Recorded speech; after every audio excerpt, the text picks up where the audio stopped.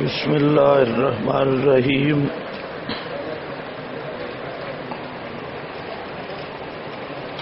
مسئلہ علم غیب پر آپ حضرات کے سامنے بطور مدعی کے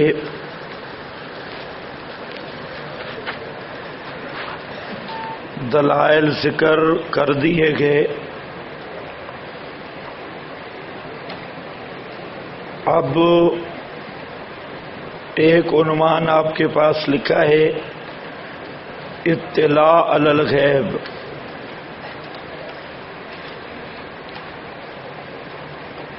تو یہ بھی اس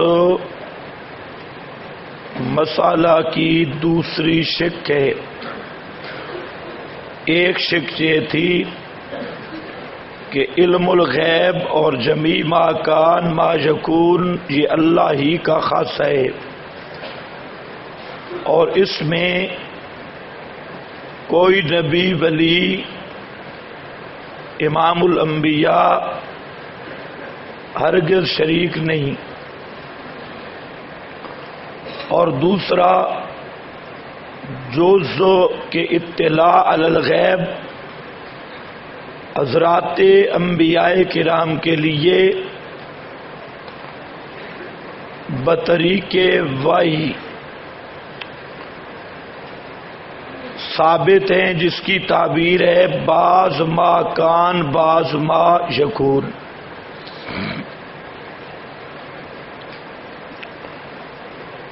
کہ آپ صلی اللہ علیہ وسلم کو ماضی، حال، استقبال کے بعض واقعات پر مطلع کیا گیا۔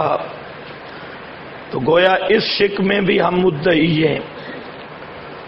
اور بعض اس دور میں یہ فرقے پیدا ہوئے کہ جنہوں نے اطلاع علی الغیب کا انکار کیا، بالخصوص منکرین حدیث وغیرہ یا ان سے متاثر بعض نئے فرقے جن کا ابھی تک کوئی منظم نام نہیں، افراد ایسے مشاہدے میں آئے، ملے کہ اگر کوئی اس قسم کی بات آدمی بیان کرے تو فوراً کہہ دیتے ہیں اس کا مطلب ہے کہ نبی پاک صلی اللہ علیہ وسلم غیب جانتے تھے۔ تو گویا وہ مطلقاً اطلاع علی الغیب کا بھی انکار کرتے ہیں۔ تو اس شق میں بھی ہم مدعی ہیں کہ بعض اخبار غیبیہ کا انبیاء کو دیا جانا اور امام الانبیاء کو دیا جانا یہ ثابت بالنصوص ہے اور یہ برحق ہے۔ اس سلسلہ میں بعض تو وہ چیزیں ہیں جو میں نے آپ کو ترجمہ میں نشاندہی کی کہ قرآن کریم کی استقبال کے متعلق اخبار غیبیہ، جیسے قرآن کریم کے متعلق وَلَن تَفْعَلُوا میں پڑھا تھا، تو یہ غیبی خبر ہے۔ اسی طرح سورۃ روم کے شروع میں آئے گا کہ قرآن کریم نے غیبی خبر دی کہ مستقبل میں یہ ایک واقعہ پیش آنے والا ہے۔ اسی طرح سورۃ الفتح میں آپ نے پڑھا کہ قرآن کریم نے غیبی خبر دی کہ یہ اعرابی منافق یہ باتیں کریں گے واپسی پر۔ تو وہ مستقبل کی حالت تھی جو نبی کریم علیہ السلام کو پہلے بتایا گیا کہ منافق یوں کہیں گے۔ تو وہ بھی غیبی خبر ہے جو قرآن کریم کی نص سے ثابت ہے۔ اسی طرح قرآن کریم کے واقعات اور قصص جو قرآن نے بیان کیے ذالک من انباء الغیب نوحیہ الیک یا تلک من انباء الغیب نوحیہا الیک. اسی طرح ان کنت من قبلہ لمن الغافلین، حضرت یوسف وغیرہ کا واقعہ، تو یہ سب واقعات جزیہ اخبار غیبیہ ہیں جو نبی کریم صلی اللہ علیہ وسلم کو بذریعہ وحی مطلع کیا گیا. اسی طرح علامات قیامت یہ بھی اخبار غیبیہ ہیں.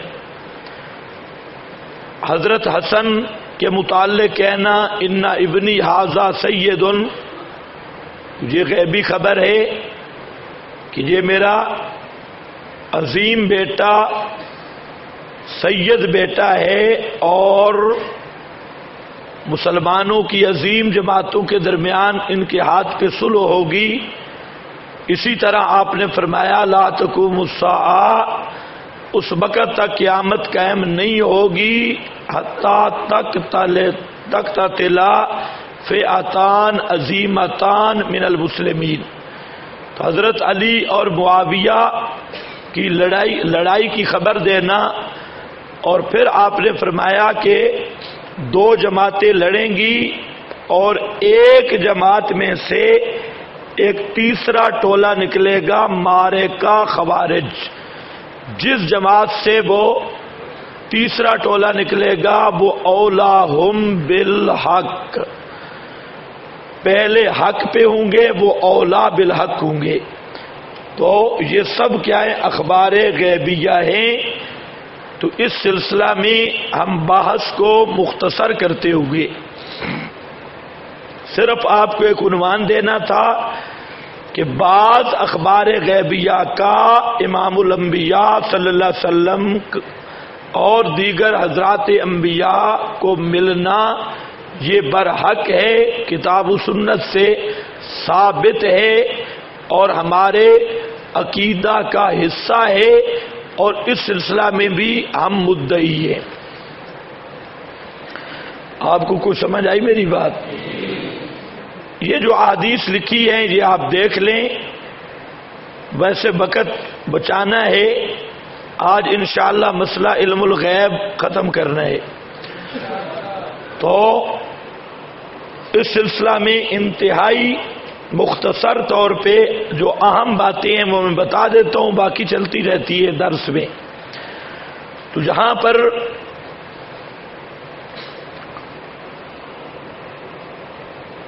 یہ گفتگو میں ختم کر رہا ہوں کہ اخبار غیبیہ کے سلسلہ میں بھی ہم مدعی ہیں، اور یہ بعض فرق باطلہ جو بالکل تفرید کا شکار ہیں اور حضرات انبیاء کے لیے اخبار غیبیہ کے منکر ہیں، اس لیے وہ علامات قیامت کے بھی منکر ہیں. دجال، یاجوج ماجوج، یہ جتنی چیزیں ان کا وہ انکار کرتی ہیں اسی بنیاد پہ کہ یہ علم غیب ہے. حالانکہ یہ علم غیب نہیں، یہ اطلاع علی الغیب ہے اور اخبار غیبیہ ہے. یہ شق ختم. باقی آپ کے پاس چند احادیث لکھی ہے، یہ آپ دیکھ لینا.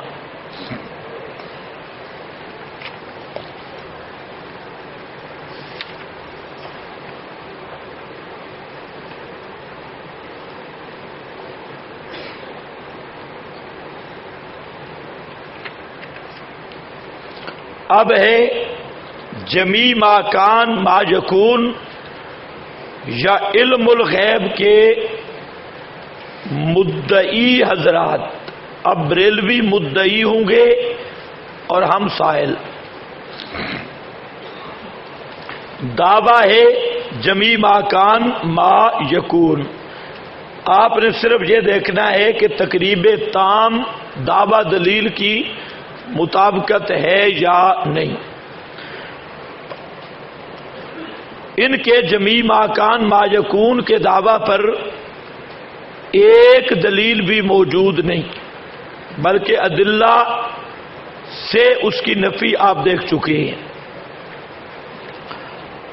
اب بریلوی زعماء نے بڑی کوشش کی کہ کسی طرح جمی ما کان ما یکون کو ثابت کیا جائے، تو احمد رضا خان نے ایک نیا طریقہ اختیار کیا۔ بات ذرا سمجھ لو، احمد رضا خان نے ایک تو یہ عقیدہ رکھا کہ ما کان ما یکون کی تکمیل نزول قرآن کے بعد ہے۔ انباء المصطفیٰ فتاوی رضویہ، احمد رضا کی تحدی اسی پہ ہے کہ نزول قرآن کریم کے اختتام کے ساتھ جمی ما کان ما یکون کی بھی تکمیل ہوئی، اور آج کے بریلوی مناظرین جیسے مولوی سعید اسد وغیرہ یا یہ پنڈی والا ابو جال قریشی یا اس طرح کے بریلوی مناظرین جو اب نئے ہیں، وہ سب سعید اسد کے شاگرد ہیں،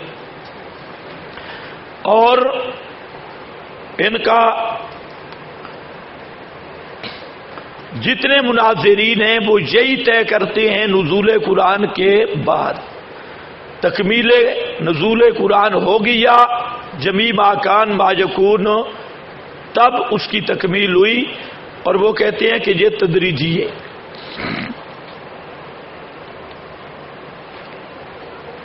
اس پر احمد رضا خان کی یہ سوچ اس لیے تھی کہ آپ جو آیت بھی پیش کریں گے وہ کہے گا بھئی اس وقت تو ہم جمی ما کان مانتے ہی نہیں ہیں۔ سمجھ رہے ہو میری بات؟ آپ جو آیت پیش کریں گے وہ کہے گا آخری آیت پیش کرو، جب تک تم پیش کر رہے ہو جتنی دلیلیں آپ نے دی ہیں تو یہ ان میں سے آخری آیت ایک بھی نہیں، اور ہم قائل ہیں نزول قرآن کی تکمیل کے بعد تم ایتیں پڑھتے ہو پہلے والی، تو پہلے والی آیات تو ہمارے دعویٰ کے خلاف ہے نہیں۔ اصل چالاکی اس نے یہی کی کہ جتنی پہلے آیاتیں، اب اس نے لکھا چیلنج لکھا انباء المصطفیٰ میں، اس نے کہا کہ اب کوئی نجدی دیوبندی ایسی آیت لائے جو آخری ہو، کیونکہ ہم اس سے پہلے ما کان ما یکون کی تکمیل ہی نہیں مانتے، ہم مانتے نزول قرآن پر۔ اس بات کو اچھی طرح سمجھو، اور اس کو مولوی سرفراز خان بھی نہیں سمجھ سکا ازالت الریب میں، اسی لیے انہوں نے آج جتنا شور کیا ہوا ہے بریلویوں نے اسی پر کہ جو آیت بھی آپ پڑھیں گے ان کا ایک ہی جواب ہے بھائی یہ آخری آیت نہیں ہے، اور ہم قائل کب ہیں؟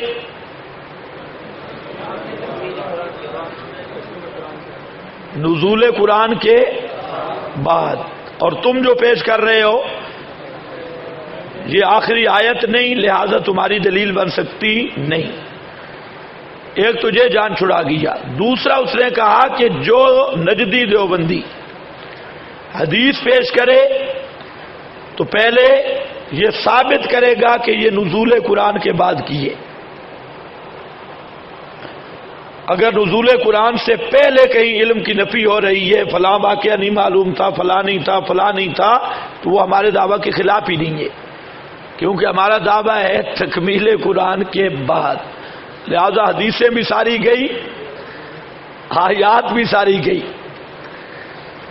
اب ان پہ سوال ہوا کہ تم بھی اب آیت وہی پیش کرو گے جو نزول قرآن کے بعد والی ہوگی، تو نزول قرآن کے بعد آیت کوئی نہیں تو تمہارا دعویٰ کیسے ثابت ہوگا؟ اس لیے حدیث بھی وہ پیش کرو گے جو نزول قرآن کے بعد کیے، اگر پہلے والی آیت پیش کی یا حدیث پیش کی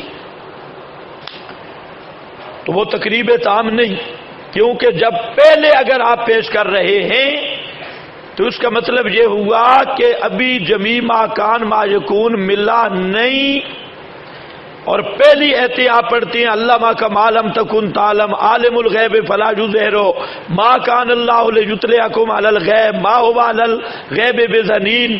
یہ ایتیں تو پڑھتے ہو، ان میں آخری ایک بھی نہیں. اور جب ایتیں آئیں تو جمیع ما کان ما یکون تم بھی نہیں مانتے، اور پھر جمیع ما کان ما یکون کا ان آیات سے ثابت کرنا بقول تمہارے بھی یہ قرآن کا معنی نہیں اور قرآن کی تعریف ہوگی.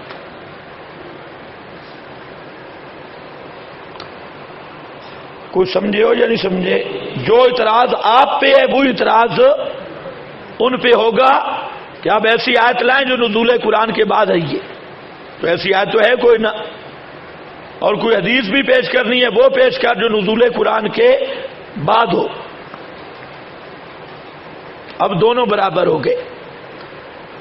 اب احمد رضا نے ایک تیسری چال چلی. یہ دجال بڑا تکڑا تھا، یعنی آپ اندازہ کریں کہ کیسا راستہ ہموار کیا جان چھڑانے کا. اس نے کہا کہ مسئلہ یہ ہے، میری دلیل سنو، اور زبردست چیلنج کیا. اور یہ بات حقیقت ہے کہ مولانا سرفراز نے 400 صفحے کے قریب کتاب لکھی ہے ازالت الریب، لیکن احمد رضا کے چیلنج کا نہ قبول کیا، نہ اس کو چھیڑا، نہ اس کا جواب دیا. حالانکہ چاہیے یہ تھا کہ ازالت الریب تو مسئلہ علم غیب پہ لکھ رہا ہے تو کم از کم اس کی بنیاد کو چھیڑ. ادھر ادھر لگا رہا. لیکن جو احمد رضا نے بات کی، جب بریلوی مناظرین جس نقطے پہ کھڑے ہیں، وہ مال آپ کو پوری ازالت الریب سے نہیں مل سکتا. 400 صفحے کی کتاب اور اب تو 500 کے قریب بننے والی ہے. نہیں ہے، آپ کی طرف سے جتنی کتابیں شائع ہوئیں اس چیز کو نہیں چھیڑا گیا.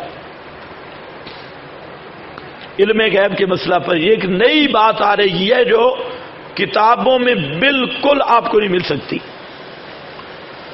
آج کل مولوی سعید اسد نے کراچی وغیرہ جہاں پر اس نے تیاری کرائی مناظرین کو، تو مدعی کے طور پہ اس دلیل کو لایا جو میں اب پیش کر رہا ہوں، اور وہی احمد رضا والا چیلنج کہ اس کا دیوبندیوں کے پاس کوئی جواب نہیں.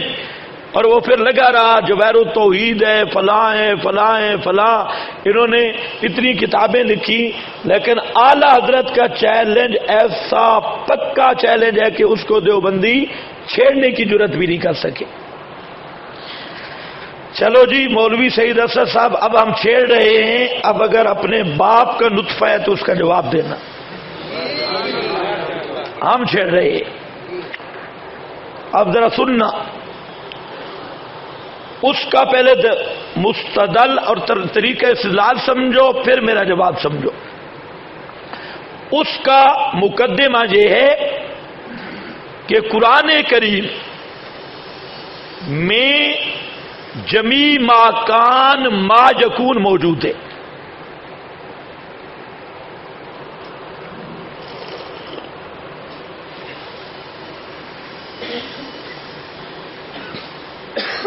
یہ جب حضرت نعمانی صاحب رحمہ اللہ ان کے مدرسہ میں تنقیحات کے لیے گئے، وہ ویڈیو بھی ہے، تو وہاں پر بھی اس چیز پہ اس نے بڑی گرفت کی. اسی چیز کو لے کر بڑا ہی اس نے شور کیا کہ قرآن کریم میں سب کچھ موجود ہے. خیر حضرت نے بھی دوسرا ایک جواب دیا، لیکن وہ چونکہ شور پڑ گیا جواب حضرت نے نہیں دیا. اس پر آج بھی وہ کہتا ہے کہ وہاں نعمانی صاحب میرے پاس آئے تو انہوں نے جواب نہیں دیا، حالانکہ حضرت نے ایک بہترین جواب دیا، وہ میں ذکر کروں گا، لیکن یہ قبل سمجھ ہی نہیں سکا. تو قرآن کریم میں جمیع ما کان و ما یکون کا علم ہے. ایک اب اور رسول اللہ صلی اللہ علیہ وسلم پورا قرآن جانتے ہیں. دوسرا مقدمہ سمجھ گئے؟ لہذا آپ جمی ما کان ما یکون جانتے ہیں. یہ رضوی دلیل. قرآن کریم بولو، قرآن کریم میں کیا ہے؟ جمی ما کان ما یکون قرآن کے اندر موجود ہے، اور نبی کریم علیہ السلام پورا قرآن جانتے ہیں، فلہذا نبی کریم علیہ السلام جمی ما کان ما یکون جانتے ہیں.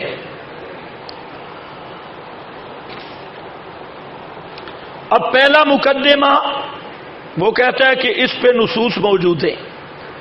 دوسرا مقدمہ یہ بھی قطعی ہے، اس پہ نصوص موجود ہیں. نتیجہ واضح. اب یہاں پہلے مقدمہ پر آپ کے پاس آیات ہے، پہلے سمجھ لو. وہ کہتے ہیں قرآن کریم کی اللہ نے وصف بیان کیا تبیانا لکل شیء، کہ قرآن کیا ہے؟ تبیانا لکل شیء، ہر چیز کا واضح بیان. تفصیل کل شیء، ہر چیز کی تفصیل. لا رتب ولا یابس الا فی کتاب مبین قد جاءکم من اللہ نور و کتاب مبین. کتاب مبین قرآن ہے، اور لا رتب ولا یابس الا فی کتاب مبین، سب کچھ رتب و یابس کتاب اللہ میں موجود ہے. تفصیل کل شیء ہے، تبیان لکل شیء ہے، اور ما من غائبۃ فی الارض ولا فی السماء الا فی کتاب مبین. آسمان و زمین کے ہر غائبہ، ہر ذرہ وہ کتاب مبین یعنی قرآن حکیم میں موجود ہے. تو قرآن کریم نصاب کامل ہے، جمی ما کان و ما یکون قرآن میں ہے.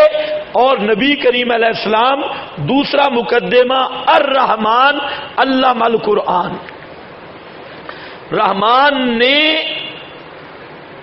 آپ کو قرآن سکھایا. اب علم میں نقص تب آتا ہے کہ تین میں سے ایک چیز ہو، یا نصاب ناقص ہو، یا طالب علم کی استعداد ناقص ہو، یا معلم ناقص ہو. یہ تین چیزیں ہوں تو علم نقص واقع ہوتا ہے. تو نصاب ہے جمی ما کان ما یکون کا، طالب علم ہے محمد مصطفیٰ، استعداد بھی کامل، اور معلم ہے رحمان، اللہ پاک معلم ہے. تو نصاب بھی کامل، طالب علم بھی کامل، استاد بھی کامل. تو پھر وہ طالب علم جمی ما کان ما یکون کیسے نہیں جانتا؟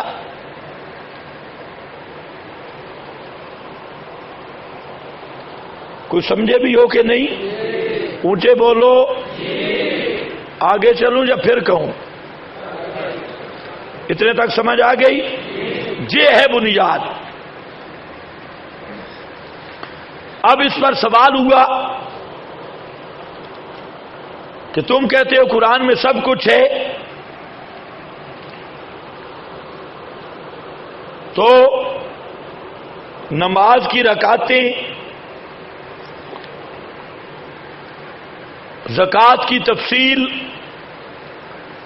یہ چیزیں، تو وہ کہتے ہیں کہ حروف مقطعات بھی تو ہے نا.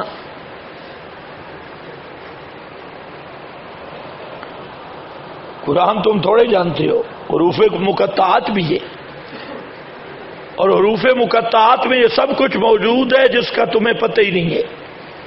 اس لیے کہ حروف مقطعات کا علم نبی پاک کو دیا گیا. تم نے تو چند چیزیں سیکھی ہوئی ہے، 29 سورتوں کے شروع میں کھڑے ہیں، اور حروف مقطعات. پھر اس سے سوال ہوا سارا جہان اس میں کیسے؟ تو وہ کہتا ہے کوئی مسئلہ نہیں، یہ تھوڑا سا میموری کارڈ ہوتا ہے، اور میموری کارڈ میں 100 گھنٹہ بھی آ جاتا ہے، 600 گھنٹہ بھی آ جاتا ہے، اگر تمہارے کمپیوٹر کا میموری کارڈ یہ 1000 گھنٹہ اتنی سی تھوڑی سی جگہ میں آ جاتا ہے تو قرآن میں ساری کائنات کیوں نہیں آ سکتی؟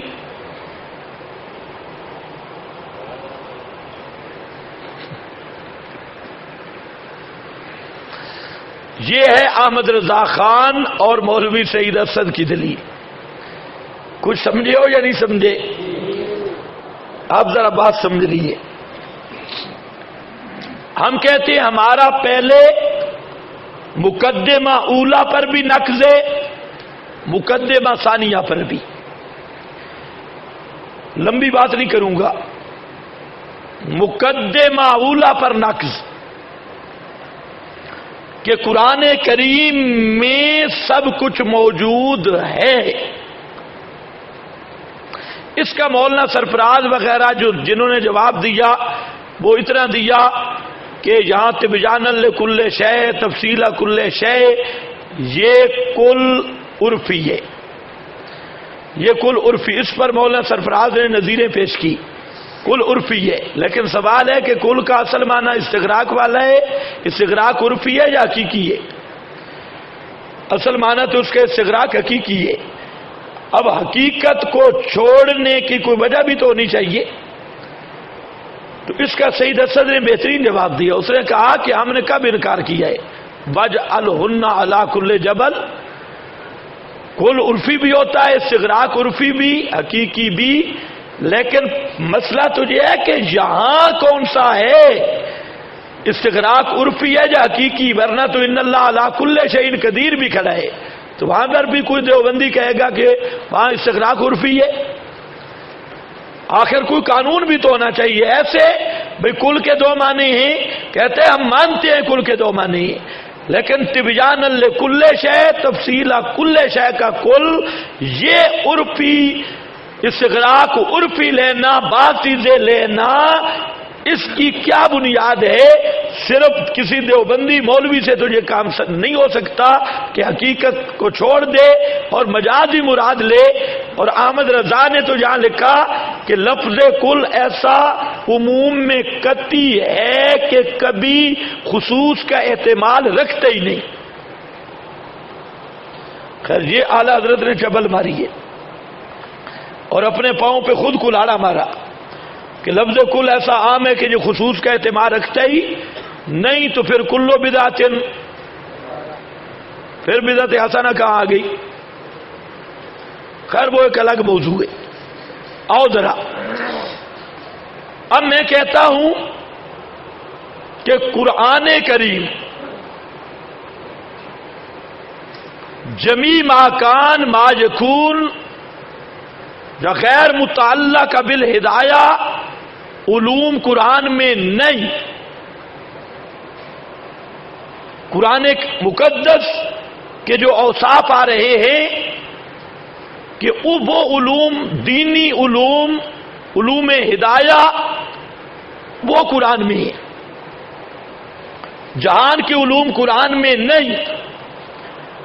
دلیل یہ ہے، میں یہ اس پہ دلیل پیش کر رہا ہوں کہ یہ کل جو ہے یہ استغراق حقیقی نہیں بلکہ کیا ہے؟ کل استغراق عرفی ہے. کل استغراق حقیقی نہیں بلکہ کل کیا ہے؟ استغراق. کون سا؟ تبیان لکل شے والا کل، تفصیل کل شے والا کل. یہ استغراق حقیقی نہیں بلکہ کیا ہے؟ عرفی. دلیل قرآن میں ہے.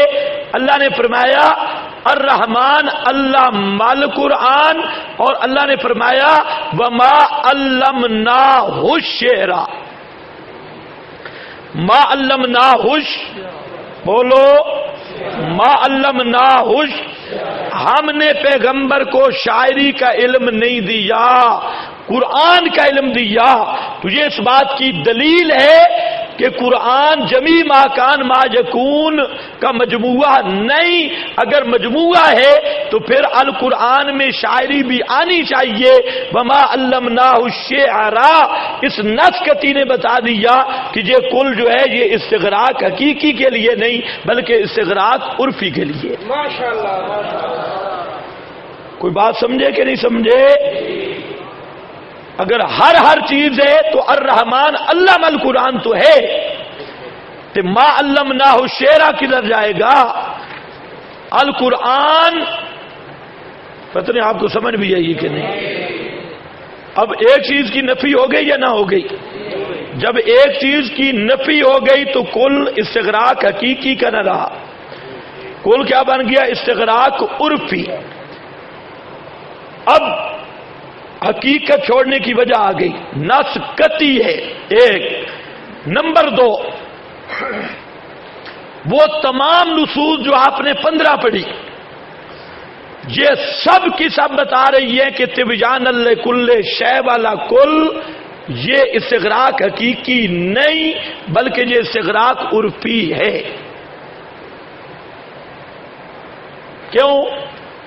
کہ اگر یہی بات ہو الرحمن علم القرآن تو ظاہر بات ہے پھر قرآن میں جمیع ما کان ما یکون ہو تو قیامت بھی ہوگی، قیامت کی ڈیٹ بھی ہوگی، تاریخ بھی ہوگی، جمیع ما کان کا وہ بھی ایک فرد ہے، جبکہ اللہ فرماتی ہے کہ وہ علم اللہ نے کسی کو دیا ہی نہیں، قرآن کا علم پیغمبر کو ملا، لیکن قیامت کب آئے گی اس پر واضح نصوص کہ وہ نبی کو بتایا ہی نہیں گیا، تو یہ بھی نصوص اس بات کی دلیل ہے کہ یہ کل کا استغراق عرفی ہے، حقیقی نہیں۔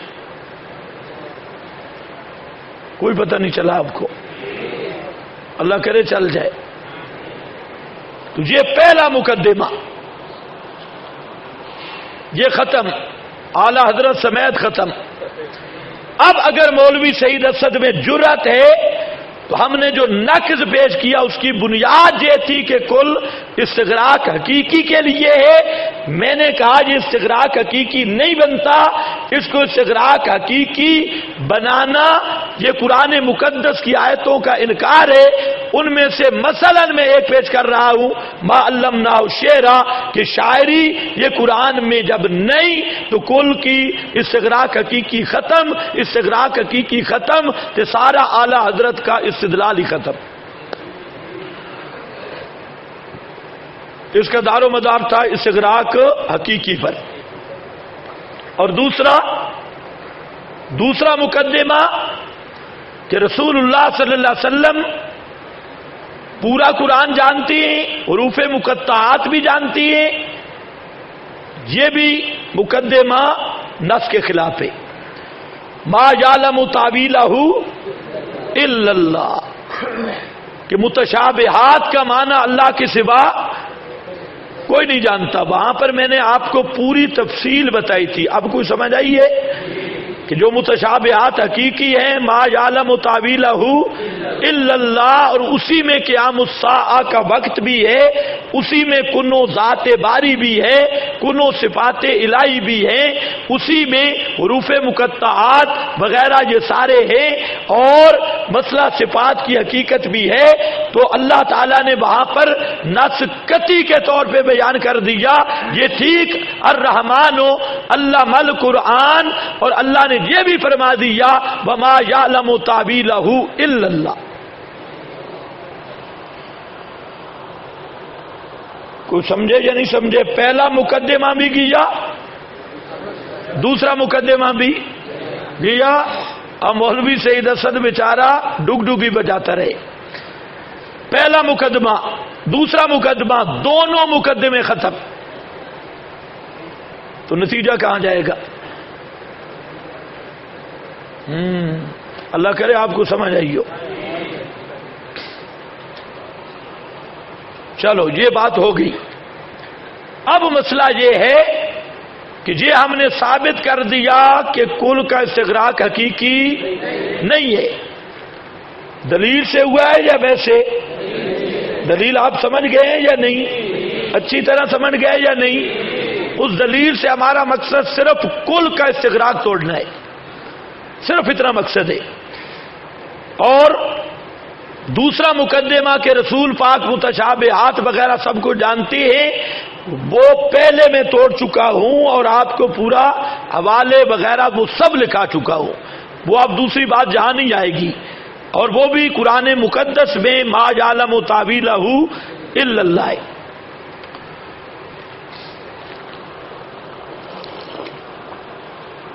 اب ہے کہ کل عرفی ہے تو مراد کیا ہے؟ استغراق عرفی. تو ہم کہتے ہیں کہ کل جو ہے استغراق عرفی کے لیے ہے، اور اس سے مراد ہیں ہدایت کے اصول، اصول ہدایت. کیونکہ قرآن کے اوصاف جہاں بھی اللہ نے ذکر کیے، قرآن مقدس یہ کوئی پٹواریوں کا وہ دستہ نہیں کہ زمین کی تفصیل ہو، جانوروں یا حیوانات کے یہ کوئی انسائکلوپیڈیا نہیں ہے کہ ان کے سارے حالات ہوں، اور ڈاکٹروں کے یا بریلوی مولویوں کے سارے کرتوت اس میں لکھے ہوں، یا اور کوئی چیزیں موجود ہوں.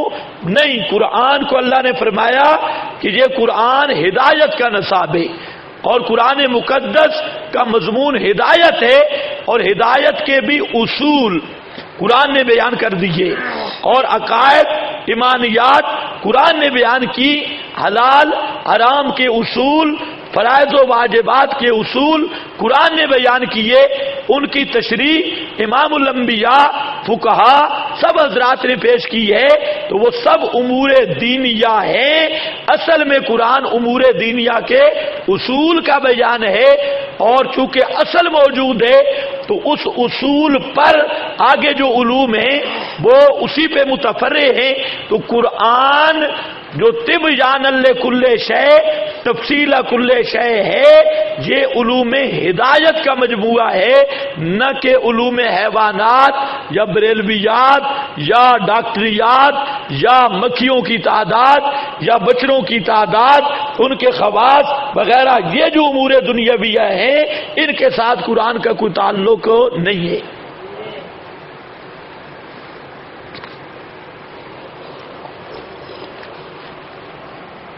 ایک الزامی گپ بھی ہے، وہ مناظرے میں بہت مزہ کرتی ہے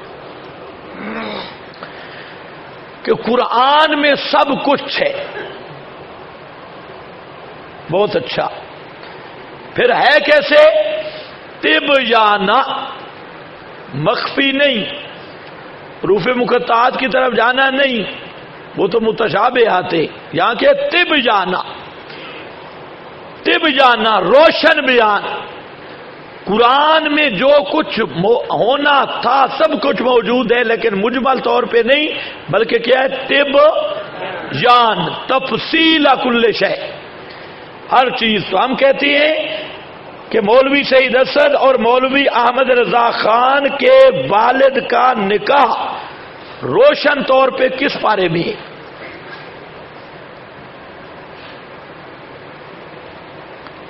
اگر نہیں موجود تبیان کے طور پہ، روشن طور پہ، تو اس کا مطلب ہے اس کا وجود ہی نہیں ہوا. اگر وہ نکاح کہیں ہوتا تو قرآن تبیان لکل شے ہے، قرآن میں واضح لکھا ہوتا ان کے نکاح خان کی تفصیل، ان کے بابے کی تفصیل، ان کی والدہ کی تفصیل، ان کی سارے تفاصیل وہ قرآن میں ہوتی، اور ہوتی چھپی ہوئی بھی نہیں، بلکہ تبیان بالکل واضح. اور جب قرآن میں ہم دیکھتے ہیں تو نہیں ملتا، معلوم ہوتا ہے کہ ان کے والدین کا نکاح ہوا ہی نہیں، اور یہ دونوں بلاد الحرام ہیں. کیونکہ اگر نفس الامر میں ہوتا تو قرآن میں تو جمی ماکان ماجکون ہے، اور وہ بھی مبہم نہیں، تبیان ہے، تفصیل ہے. تو ہمیں وہ تفصیلی نکاح نامے چاہیے بریلوی مولویوں کے والدین کے، نہیں تو ہم سمجھیں گے کہ سب بلد الحرام ہے. اگر نکاح ہوتے تو قرآن میں ہوتے، کہیں بھی واضح طور پہ نہیں.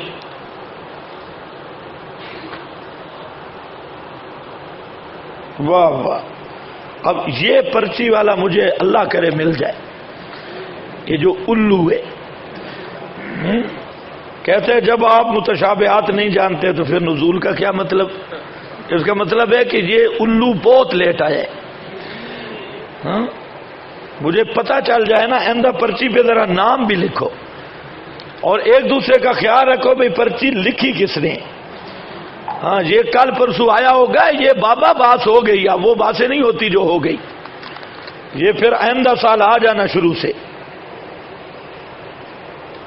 دیتا ہے کہ جس طرح ذالک الکلارہ وفی الکتاب مکمل قرآن مراد ہے، لیکن اس میں پورا قرآن نازل نہیں ہوا تھا، اس طرح آپ عالم الغیب ہونے کا ذکر قرآن میں ہے، لیکن غیب نزول. خدا کے بندے، یہی تو میں نے جواب دیا، تیرا دماغ خراب ہے. میں کہہ رہا ہوں میں کوئی اور بات کر رہا ہوں، تیرے دماغ میں بولے ابلیس کچھ اور ہے، سمجھ تجھے بھی نہیں آئی۔ میں کہہ رہا ہوں کہ اس کی بنیاد ہے جمیع ما کان ما یکون، قرآن میں ہے، تو جب قرآن پورا اتر گیا تو آپ کو جمیع ما کان ما یکون مل گیا۔ اسی پر تو میں کہہ رہا ہوں کہ پہلا مقدمہ بھی ٹھیک نہیں، دوسرا مقدمہ بھی ٹھیک نہیں۔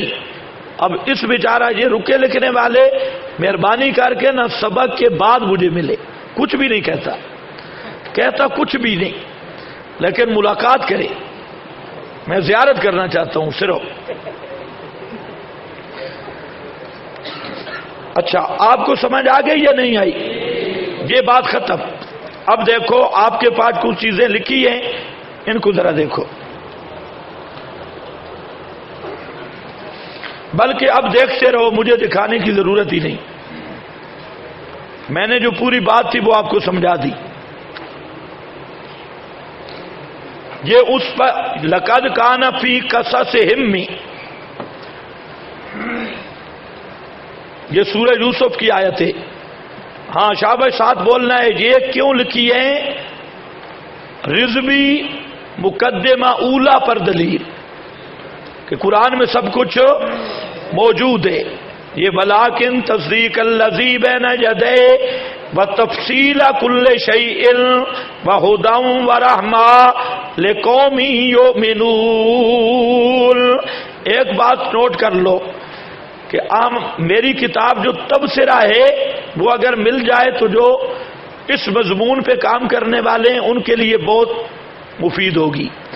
تبصرہ، اس میں اس بات پہ میں نے تبصرہ کیا، اور غلام رسول سعیدی بریلوی نے احمد رضا کے اس استدلال کی جو دھجیاں بکھیری ہے وہ قابل دید ہے۔ تو سعیدی بریلوی نے زبردست کہا، کہتے بعض جاہل لوگ یہ کہتے ہیں کہ قرآن میں جمیع ما کان ما یکون ہے۔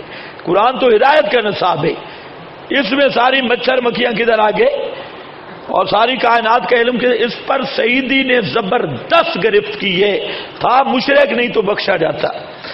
ہاں بھائی، تفسیر کل شیء وہدی ورحمۃ، آگے ونزلنا علیک الکتاب تبیانا لکل شیء، پہلی آیت میں آ رہا ہے تفصیل کل، ہر چیز کی تفصیل، دوسری میں تبیانا لکل شیء، ہر چیز کا روشن بیان۔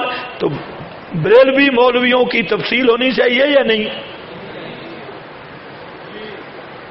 واضح ہونی چاہیے یا مجمل ان کے نظریے کے مطابق پوری ہسٹری ہونی چاہیے؟ تبیانا، تفصیلا، مولوی احمد رضا کی بھی پوری تفصیل ہونی چاہیے۔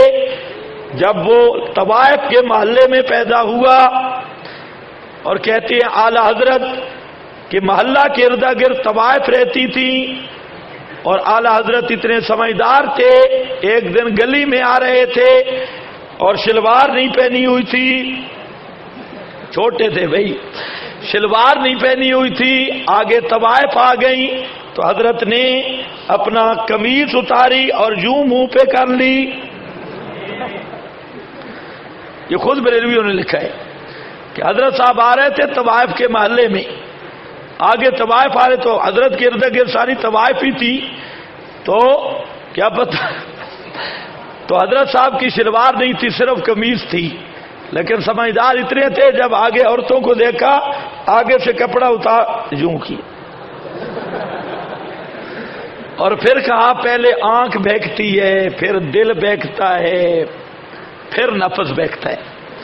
اتنے سمجھدار تھے، اس وقت بھی انہیں پتا تھا پہلے آنکھ بہکتی ہے پھر دل۔ تو میں کہتا ہوں کہ سمجھدار تو نہ آخر رہتے جو طوائف میں تھے، رنڈیوں میں رہتے تھے تو اتنا تجربہ تو ہو جاتا ہے اندر رہ کر۔ ہمارے استاد مولانا محمد یوسف رحمانی صاحب رحمت اللہ علیہ یہاں کہتے تھے اپنی پنجابی میں، اوئے اگوں کیوں چولا چایا سوئے پیچھے چاندہ تھے میں مندہ، ہاں آگے کیوں چایا سوئے آگے سے کیوں کپڑا اٹھایا۔ ہاں بھائی، تو یہ تفصیل بھی ہونی چاہیے۔ مناظرے میں کبھی انداز بدلانا پڑتا ہے، صوفی بن کے نہیں چلتا۔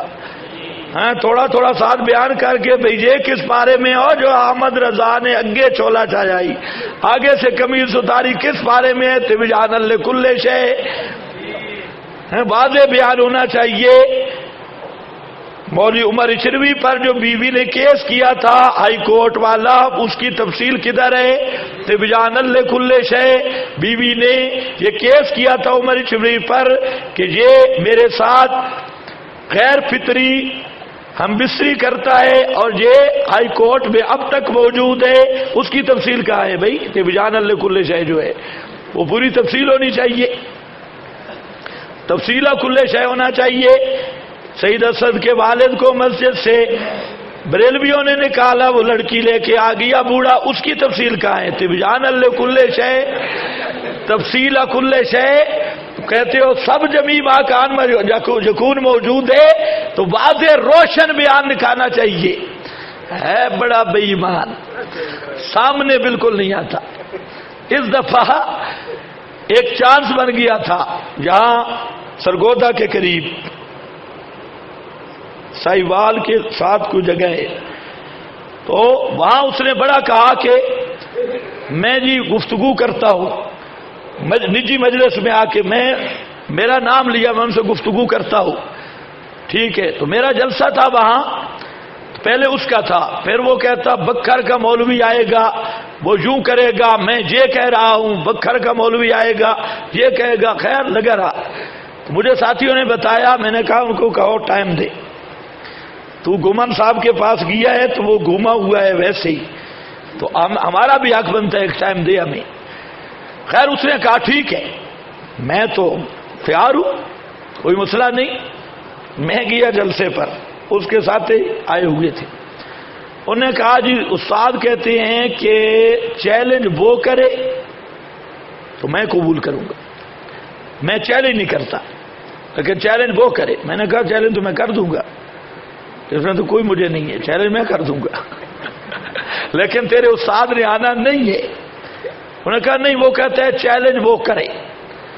ادھر تھانے بھی ان کا رابطہ تھا یہ ابھی جو پیچھے ربیع الاول گزرا اسی میں تھانے میں بھی رابطہ تھا کہ مقصد ان کا تھا یہ چیلنج کرے گا کیس ہوگا. تو خیر انہوں نے مجھے کہا کہ چیلنج وہ کہتے ہیں یہ کرے. میں کہا ہے کہاں کہتے ادھر ہی ہے. میں کہا بہت اچھا. میں نے زبردست کر کے چیلنج کیا رات زبردست کر کے. اب وہ سارے تھے چیلنج کی میں نے کہا اب کدھر ہے وہ کہتے ہیں فون ملایا نہیں وہ ہے تو فیصلہ آباد میں. تو وہ کہتا ہے جی چلو بعد میں طے کرتی ہے یہ کرتے وہ کرتے ادھر ادھر کرتے کرتے میں کہا اب تم تو کہہ رہے تھے چیلنج کرو چیلنج تو ہو گیا اب اس کو تیار کرو. تو خیر مختلف ادھر ادھر کی باتیں. وہاں ایک زبیر شاہ ہے وہاں جس کے پاس ہمارا جلسہ تھا ان سے ان کا رابطہ رہا لیکن اخیر میں بالکل ایسے چپ ہو گئے.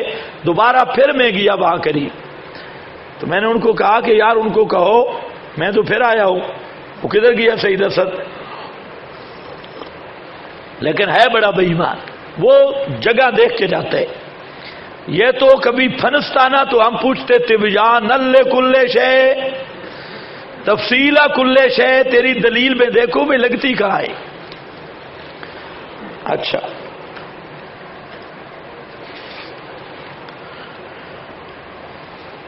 نیچے لکھا ہے تفسیروں کے حوالے نزلنا علیکا ھذا القرآن.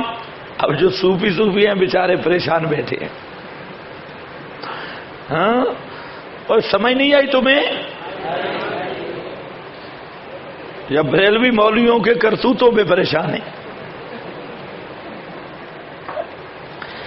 بیان لکل ما بالناس الیہ حاجہ من معرفت الحلال والحرام والثواب والعقاب. تبیان لکل شے کا کیا معنی وہ ہے معرفت حلال حرام ثواب و عقاب. تفسیر ابن جریر اور علامہ بغوی فرماتے ہیں ما علم التنزیل یحتاج الیہ من الامر والنہی والحلال والحرام والحدود لکل شیء من امور الدین. کل شے سے مراد کیا ہے؟ امور دینیہ، حلال حرام، ثواب وغیرہ الی آخرہ. آگے لکل شیء من امور الدین تفسیر نصفی بالکل نیچے طرز استدلال تفسیر نصفی، خازن، روح المعانی، قرطبی وغیرہ.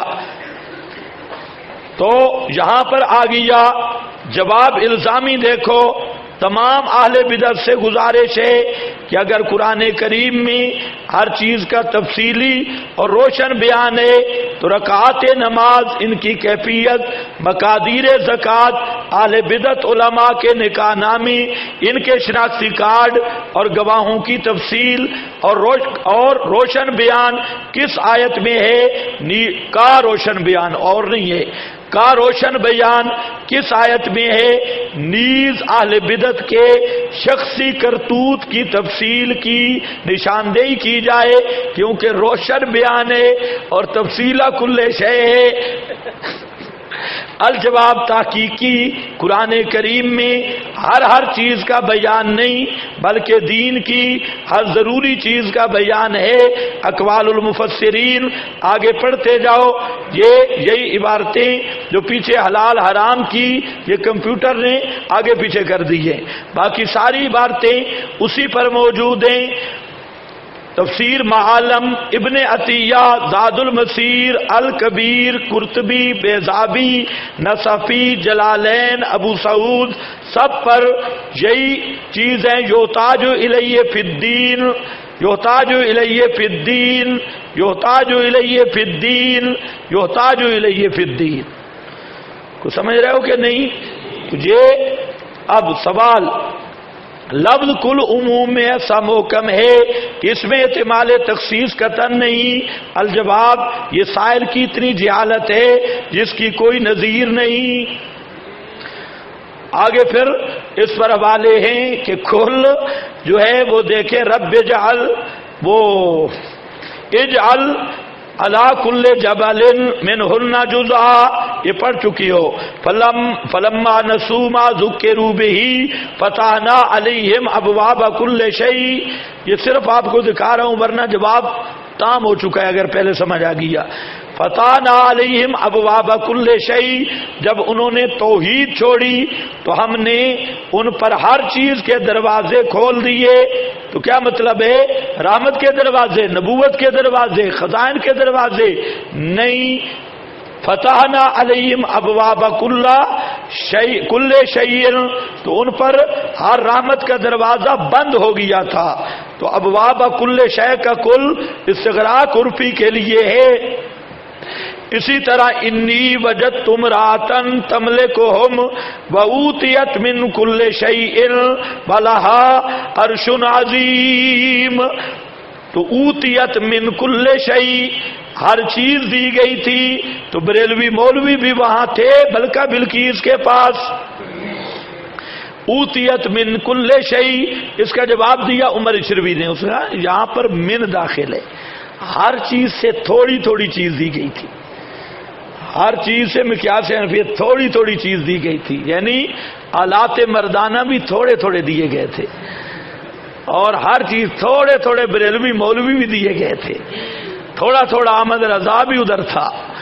من کل شے، دماغ خراب ہے. جہاں کل کون سا ہے؟ استغراق عرفی استغراق ہے. قالوا ان نتبع الهدى ما كان متخطف من ارضنا الى اخره. آگے یجبا الیہ ثمرات کل شیء، ان کی طرف کھینچے جاتے ہیں ہر چیز کے پھل. سارے پھل تو وہاں نہیں جاتے جہاں اسلام آباد میں بھی کافی ملتے ہیں، ترنول میں بھی. تو یہ کل کون سا ہے؟ کل استغراق عرفی اسی طرح تدمر کل شیء بامر ربھا فاصبحوا لا یری الا مساکنہم، تو پیچھے آیا تدمر کل شیء، ہر چیز کو اکھیڑ مارا، آگے فرمایا ان کے مساکن موجود تھے، تو یہ بھی کل شیء محکوم بالعذاب مراد ہے۔ یہاں پر بھی کل کون سا ہے؟ عرفی، ورنہ آیت میں تعارض آئے گا۔ تو یہ چند نظائر تھے کہ کل، وہ کہہ رہے تھے کہ کل ایسا عام ہے کہ کبھی خاص ہو کے استعمال ہوا ہی نہیں ہے۔ یہ احمد رضا نے رضویہ میں جس پر زور دیا، اس کا ہم نے توڑ پیش کیا۔ سوال چلو مان لیا لفظ کل خصوص کے لیے بھی آیا کرتا ہے، لیکن ہماری پیش کردہ آیات میں کس دلیل سے تخصیص کا دعویٰ کیا جاتا ہے؟ الجواب، ان آیات میں تخصیص کی دلیل سیاق و سباق ہے۔ نمبر 2، دلیل تخصیص خود اوصاف القرآن ہے۔ نمبر 3، دلیل تخصیص مشاہدہ ہے۔ مشاہدہ سمجھ گئے کہ نہیں؟ کہ یہ بریلویوں کی تفصیل جہاں موجود نہیں ہے، مشاہدہ تن، کیونکہ تبیان تفصیل کا لفظ ہے۔ اگر یہ ہر چیز کا بیان ہوتا تو پھر واضح ہوتا، روشن ہوتا، مفصل ہوتا کہ تفصیلہ کل شے، تبیانہ کل شے۔ اس لیے جب نہیں پایا گیا تو مشاہدہ بھی خود ایک قوی دلیل ہے۔ نمبر 4، دلیل تخصیص بے شمار نصوص ہیں جن میں مخلوق سے جمیع ماکان ما یکون کے علم کی صراحتاً نفی ہے۔ الرحمن علم القرآن خلق الانسان وما علمناه الشعر وما ينبغي له تدبر و تفکر ولا تکن من المشرکین۔ کچھ سمجھ گئے کہ نہیں سمجھ گئے؟ اب ختم۔ اب آئی دوسری دلیل، یہ دلیل ختم۔ اب اس مذہب کو لیا جائے تو اور دلیل ان کے باپ کے بس میں بھی نہیں، اگر مناظرانہ چال چلنی ہے۔ اب جو دعویٰ تھا وہ تو ختم ہو گیا، اور عقیدہ ہے کہ نزول قرآن کے بعد اب آیت ایسی پیش کرنی ہوگی جو نزول قرآن کے بعد آئی ہے۔ تم سمجھ کچھ بھی نہیں رہے۔ اب ہم نہیں پڑھنے دیں گے عالم الغیب فلا یظہرہ، یہ آخری آیت نہیں ہے۔ یہ آیت جب نازل ہوئی تو خود رضوی پارٹی بھی جمیع ماکان ما یکون مانتی نہیں تھی۔ اس آیت سے جمیع ماکان ما یکون ثابت کرنا اپنے عقیدے کے بھی خلاف اور اپنے کفر پہ دستخط کرنا ہے، کیونکہ جب یہ آیت آئی اس وقت کا جمیع ماکان ما یکون وہ بھی مانتے نہیں، اور پھر اس آیت کا اگر یہ معنی ہے جمیع ماکان ما یکون جانتے ہیں اور یہ آخری آیت نہیں، تو احمد رضا خود اس آیت کے نزول پر جمیع ماکان ما یکون کا منکر ہو کر کافر ہے۔ تمہیں کوئی سمجھ نہیں آئی۔ ذہنی ٹریننگ بھی بڑی ضروری ہے۔ کچھ سمجھے ہو کہ نہیں سمجھے؟ اب کوئی آیت ہم نہیں پڑھنے دیں گے۔ علامہ کا معلم تکن تعلم، پہلے ثابت کر آخری آیت ہے۔ اگر آخری نہیں تو جمیع ماکان پہ پیش کرنے والا بریلوی مولوی اپنے آپ کو خود کافر ثابت کر رہا ہے، کیونکہ وہ خود کہتے ہیں نزول قرآن کے بعد علم جمیع ملا، اور ایتے وہ پڑھ رہا ہے جو دوران نزول کی ہیں۔ تو اگر ان کا معنی جمیع ماکان ما یکون ہے تو یہ خود اس وقت سے نہیں مانتا، تو پھر اس کے کافر ہونے میں کیا شک ہے؟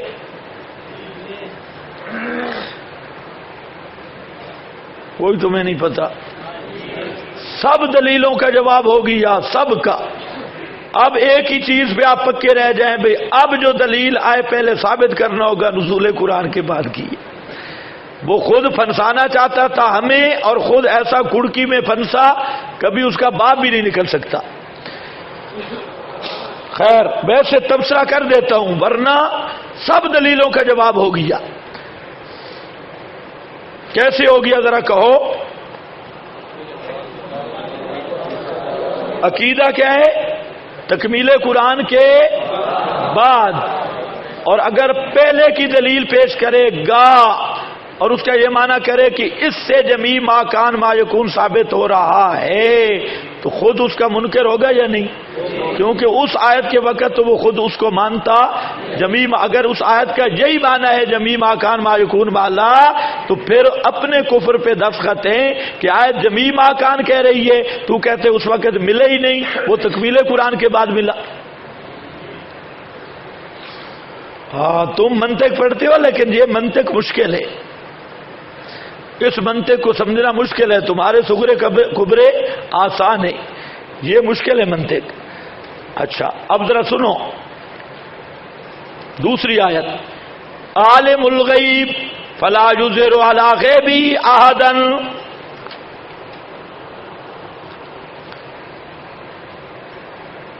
الا من ارتضی من رسول فإنه يسلك من بین یدیہ ومن خلفہ رصدا. سورۃ جن مکی ہے.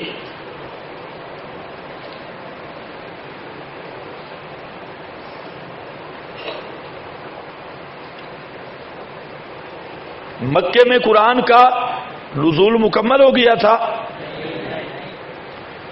اب اس آیت کو جمیع ما کان ما یکون پر پیش کرنا، اگر اس کا یہ معنی ہے کہ آپ کو جمیع ما کان ما یکون دے دیا گیا یا علم الغیب دے دیا گیا، تو جو کہے اس وقت نہیں ملا تو نزول قرآن کے بعد ملا، وہ اس کا منکر ہوگا یا نہیں؟ اگر یہ آیت سے جمیع ما کان ثابت ہو رہا ہے تو احمد رضا کی پوری پارٹی کافر ہے. وہ اس وقت جب آیت نازل ہوئی تو جمیع ما کان مانتی نہیں ہے.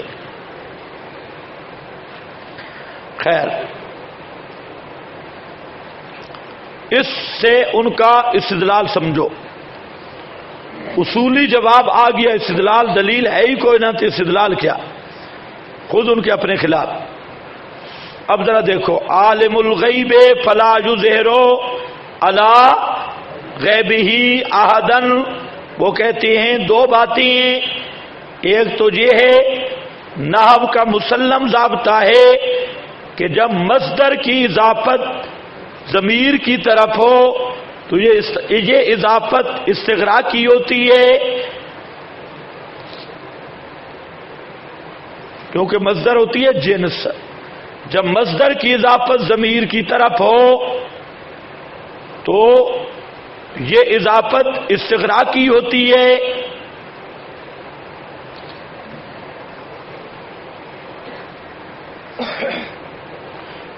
اور اظہار بے معنی غلبہ ہے، اور معنی یہ ہے اللہ عالم الغیب ہے، نہیں غلبہ دیتا اپنے کل غیب پر کسی کو، نہیں غلبہ دیتا اپنے کل غیب پر کسی کو، الا من ارتضی من رسول، مگر من ارتضی پسند کرے اپنے رسولوں سے. کو سمجھ گیا یا نہیں؟ بولو. اللہ عالم الغیب ہے، نہیں غالب کرتا اپنے کل غیب پر، نہیں غلبہ دیتا اپنے کل غیب پر. یہ کل غیب کہاں سے نکلا؟ مصدر کی اضافت ضمیر کی طرف. اور یہ نحو کا مسلم ضابطہ ہے کہ جنس کی اضافت ضمیر کی طرف وہ مفید للاستغراق ہے. تو یہاں پر کل نکل آیا. اور الا من ارتضی من رسول، مگر جو رسولوں سے پسند کرے، تو محمد مصطفیٰ سے بڑا پسندیدہ رسول کون ہے؟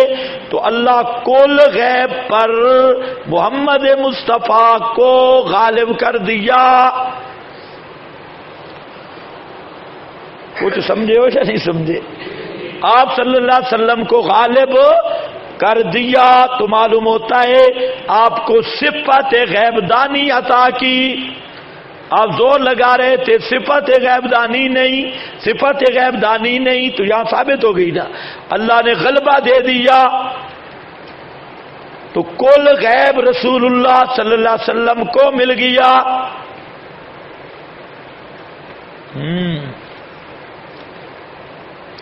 اس کا ایک جواب ہے الزامی. اور یہ جواب ہے حضرت مولانا حسین علی رحمۃ اللہ علیہ کا. حضرت کا مناظرہ ہوا تھا محمود پپلانوی کے ساتھ. یہ محمود پپلانوی جو ہے اس کا حوالہ نجم الرحمان کا آ چکا ہے. یہ پپلا کا بہت بڑا دجال اعظم تھا اور بڑا منطقی ملا، بڑا منطقی. حضرت شیخ الہند کا شاگرد، دیوبند کا فاضل اور پورا ابلیس تھا. تو حضرت مولانا کے ساتھ اس کا مناظرہ ہوا علم الغیب پر. تھا بڑا بے ایمان، ہوشیار. آل حق سادہ ہوتی تو اس نے شرط یہ رکھی کہ مناظرہ میں مشرق کی طرف سے جو لوگ آئیں گے وہ مناظرہ میں بول نہیں سکیں گے، حصہ مناظرہ میں نہیں لے سکتے. حضرت کو سمجھ نہ آئی یہ کیا کہتا ہے. حضرت نے فرمایا ٹھیک ہے. تو بابا غلام رسول انی والا اس کو مناظرے کا پتہ تھا اور اس نے طالب علموں کے سامنے یہ بات کی کہ انشاءاللہ میں جاؤں گا اور ملا محمود کی منطق نکالوں گا. تو وہ بڑا استاد المناطق کا تھا. تو وہ کسی طالب علم نے اس بےایمان کو بتایا کہ وہ بابا کہہ رہا ہے میں آؤں گا. تو وہ مشرقی ایریے میں تھے، تو اس لیے وہ محمود پپلانوی نے یہ شرط کر دی کہ جو ادھر سے آئیں گے وہ مناظرہ میں بول نہیں سکیں گے. حضرت نے فرمایا ٹھیک ہے. جب مناظرہ این دونوں سٹیج پہ پہنچ گئے تو بابا بھی پہنچا. غلام رسول حضرت کا شاگرد تھا اور استاد المناطق کا بہت بڑا منطقی تھا. تو بابے نے شور کیا کہ آپ نے مناظرہ نہیں کرنا، آج میں نے کرنا ہے مناظرہ. آج تو میں منتیں مان رہا تھا اس محمود کی، میں منطق دیکھوں کتنا منطقی ہے. تو خیر حضرت نے فرمایا اللہ راضی تھی وہ میں نے لکھ دیا ہے، وہ تو مناظرہ آپ نہیں کر سکتے. خیر وہ بیٹھ گئے بڑے غصے میں بابا. تو محمود پپلانوی اٹھا. بابا بہت غصے میں تھا کہ مجھے مناظرہ کرنے نہیں دیا حضرت صاحب نے. تو وہ اٹھا اور اس نے یہ آیت پڑھی عالم الغیب فلا یظہر علی غیبہ احدن. اور اس نے یہی استدلال کیا کہ غیب کی اضافت ضمیر کی طرف مفید للاستغراق ہے. اور اس نے کہا کہ جہاں اللہ کل غیب پر کسی کو مسلط نہیں کرتا مگر اپنے پسندیدہ رسولوں کو. جب اس نے تقریر ختم کی حضرت صاحب کھڑے ہوئے. فرمایا اگر تیرا والا معنی مانے تو رسول کی نبوت کا انکار لازمت ہے. اگر تیرے والا معنی مانوں تو رسول کی نبوت کا انکار لازمات ہے. کیسے؟ اسی سے پہلے ہے قل ان ادری اقریب ما توعدون ام یجعل لہ ربی امدا. اب ذرا سننا. فرمایا کہ اللہ نے فرمایا میرے پیغمبر تو کہہ دے کہ مجھے نہیں پتا عذاب یا قیامت کب آئے گی. رسول کل غیب جانتے ہیں، مطلب ہے میں رسول نہیں ہوں. تمہیں کوئی پتہ نہیں چلا. کل ان ادری میرا پیغمبر تو کہہ دے کہ مجھے نہیں پتا قیامت یا عذاب کب آئے گا. اس لیے اللہ عالم الغیب ہے، وہ اپنے رسولوں کو کل غیب پہ مطلع کرتا ہے، مجھے کوئی پتہ نہیں. تو نتیجہ صاف ہے میں رسول نہیں.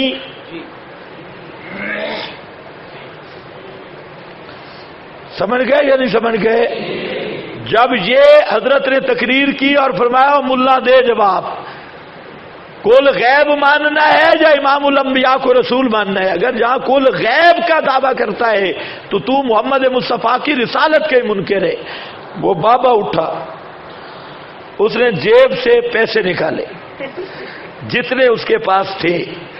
اس نے یوں کیا، کہتے ہیں ملا محمود اس کا جواب تو دے دے، یہ سارا تیرا انعام ہے. مناظرہ بھی تو جیت گیا اور یہ سارا تیرا انعام ہے، دے جواب. ملا محمود بیٹھ گیا. اس نے کہا کہ ٹھیک ہے، اس کا میرے پاس کوئی جواب نہیں ہے. وہ وہاں مناظرہ ختم ہو گیا تھا، ایک ہی بات پہ مناظرہ ختم ہوا تھا، آگے مناظرہ چلے ہی نہیں. اور بابے نے للکارا، اس نے کہا کہ یہ سارے پیسے تیرے لیے، ذرا اس کا جواب دے. میں کہتا ہوں کہ تھا مشرک ملا محمود لیکن کچھ حیا تھا. آج والے تو یہ شلوار اتار کے بھی ڈانس کرتے، ان کے جو بھی ان کے ساتھ ہو جائے ہم جیت گئے، ہم یہ ہو گیا وہ ہو گیا، ان کا تو کام ہی یہ ہے۔ لیکن وہ اتنا بڑا مشرک ہو کر اس نے یہ بات تسلیم کی کہ اس بات کا میرے پاس جواب نہیں ہے۔ کچھ آپ کو سمجھ آ گئی تو جواب ہو گیا؟ ہاں اچھا، دوسرا جواب، یہ تو الزامی جواب ہے۔ تحقیقی جواب یہ ہے کہ یہاں پر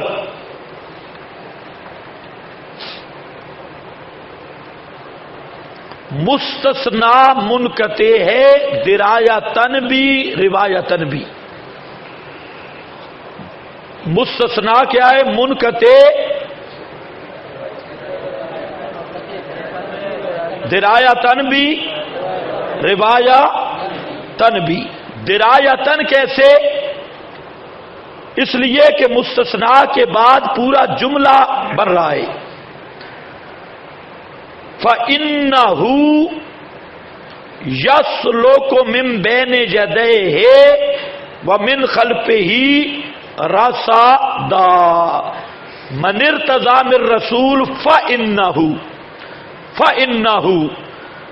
من متضمن معنی شرط کو ہے، اور اس کی جزا کے طور پہ فَإِنَّهُ تو یہ مستقل جملہ بن رہا ہے شرطیہ، اور قانون نحو یہ ہے کہ جب الا کے بعد مستقل اس طرح کا شرطیہ جملہ بن جائے تو وہاں پر مستثنا منقطع ہوا کرتا ہے۔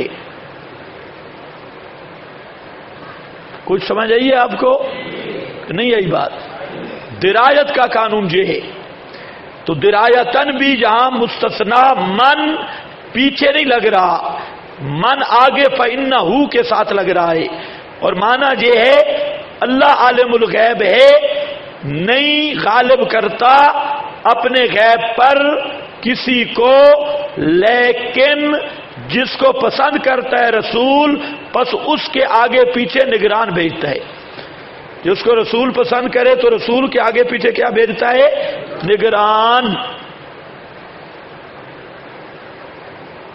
جس طرح وہ دوسرے مقام پہ قرآن میں آیا لست علیہم الا، آگے من تولا وکفر فیعذبہ، یہ آگے لگ رہا ہے۔ تو یہاں پر بھی من ارتضیٰ فإنہ، یہ آگے لگ رہا ہے، اس کا پیچھے کوئی تعلق نہیں۔ تو درایتن یہ مستثنا کیا ہے؟ منقطع، اور روایتن بھی کہ حضرت عبداللہ ابن عباس رضی اللہ تعالی عنہ نے اس مستثنا کو منقطع قرار دیا۔ تو روایتن درایتن مستثنا منقطع ہے، اس کا ماقبل کے ساتھ کوئی تعلق نہیں ہے، تو اب جو مرضی کہتے رہو۔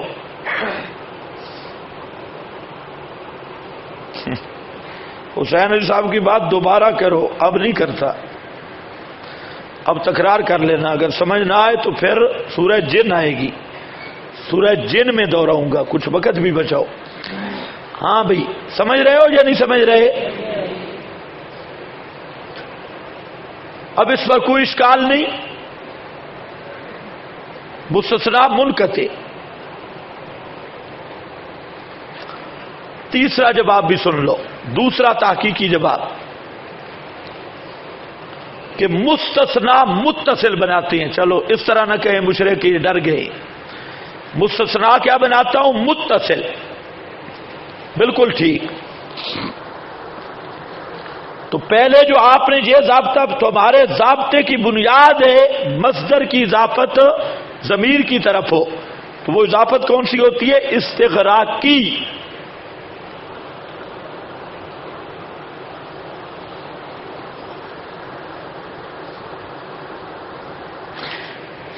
یہ بھی جہالت پہ مبنی ہے۔ آپ نے کافیہ پڑھا ہے، کافیہ میں عبارت آ رہی ہے حکم ہو اے حکم المعرب، شرح جامی حکم ہو این یختلفا آخرہ باختلاف عوامل. یہاں پر یہ اعتراض ہوا کہ حکم ہو مصدر کی اضافت ضمیر کی طرف ہے اور اس کا معنی یہ ہے کہ مورب کے تمام احکام اس کے آخر کا اختلاف ہے، حالانکہ مورب کے اور بھی بڑے احکام ہیں. تو جہاں سب نابیوں نے جواب دیا کہ یہاں حکم ہو کی اضافت عادی ہے اور مورب کے بعض احکام بیان کرنے مقصود ہیں، نہ کہ کل احکام اختلاف آخر ہے. کوئی سمجھ آپ کو نہیں آئی؟ پھر کہوں حکم ہو ان یختلف آخرہ باختلاف العوامل. کافیہ شرح جامی اور کافیہ کی سب شروعات جہاں پر یہ اعتراض ہوا کہ حکم کی اضافت ہے ضمیر کی طرف اور یہ استغراقاً معنی یہ ہوگا کہ مورب کے تمام احکام وہ یہی ہے ان یختلف آخرہ، حالانکہ مورب کے اور بھی بہت سارے احکام ہیں. تو یہ درست نہیں. وہاں سب لکھتے ہیں کہ یہاں اضافت جو ہے عادی ہے استغراق کی نہیں. تو یہ پہلی بنیاد ہی ختم ہو گئی کہ مصدر کی اضافت ضمیر کی طرف ہمیشہ کیا ہوتی ہے؟ استغراق کی. یہ قانون ہی وہاں کافی شرح جامی میں ختم ہو گیا، بنیاد ہی ختم ہو گئی. تو یہاں غیب ہی ہے یا علم غیبی ہے یا غیب ہی ہے؟ علم غیب تو ہے نہیں، غیب ہی ہے. علم الغیب ایسے نہیں ثابت ہوگا. اور جہاں غیب ہی ہے تو یاد رکھ لو اس غیب ہی سے مراد وہی ہے تلک من انباء الغیب اطلاع علی الغیب، وہ جو بعض پیغمبر کو دی جاتی ہے بعض اخبار غیبیہ. فلا اشکالہ، استثناء کو تم متصل بنا لو تب بھی کوئی مسئلہ نہیں. بعض امور غیبیہ کے ہم منکر نہیں ہیں کہ اللہ عالم الغیب اللہ ہے اور نہیں ظاہر کرتا نہیں مطلع کرتا اپنے غیوب پر مگر جو پسند کرے رسولوں سے. مراد غیوب سے اخبار غیبیہ متعلقہ بالرسالہ. کوئی ہم پہ اشکال نہیں، ہم اس کے قائل ہیں. تم نے تو ثابت کرنا ہے جمیع ما کان ما یکون یا علم الغیب. نہ علم الغیب کا لفظ ہے صرف غیب اور اظہار غیب یہی اطلاع غیب ہے، اور نہ یہاں جمیع ما کان ما یکون کا کوئی مسئلہ ہے. اور جمیع ما کان ما یکون کو اگر اپنی طرف سے گھسیٹو گے تو سب نصوص کا تعارض ہوگا جو آپ پہلے پڑھ چکے ہیں. تو ایسا معنی آیات و احادیث کا یا نصوص کا جو دوسرے سے ٹکرائے اسی کا نام تعریف ہے. جواب سمجھ آ گئے؟ کتنے جواب آ گئے؟ تین. یہ جواب الزامی لکھا ہے.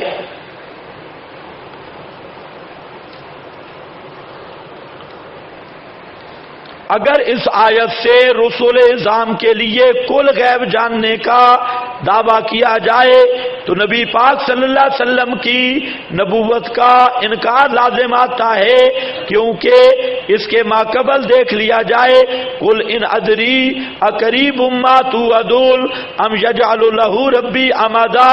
اس کا صاف مطلب یہ ہوگا کہ تم فرماؤ میں نہیں جانتا عذاب یا قیامت کب آئے گی، اور رسول کل غیب جانتے ہیں، یعنی میں رسول نہیں ہوں.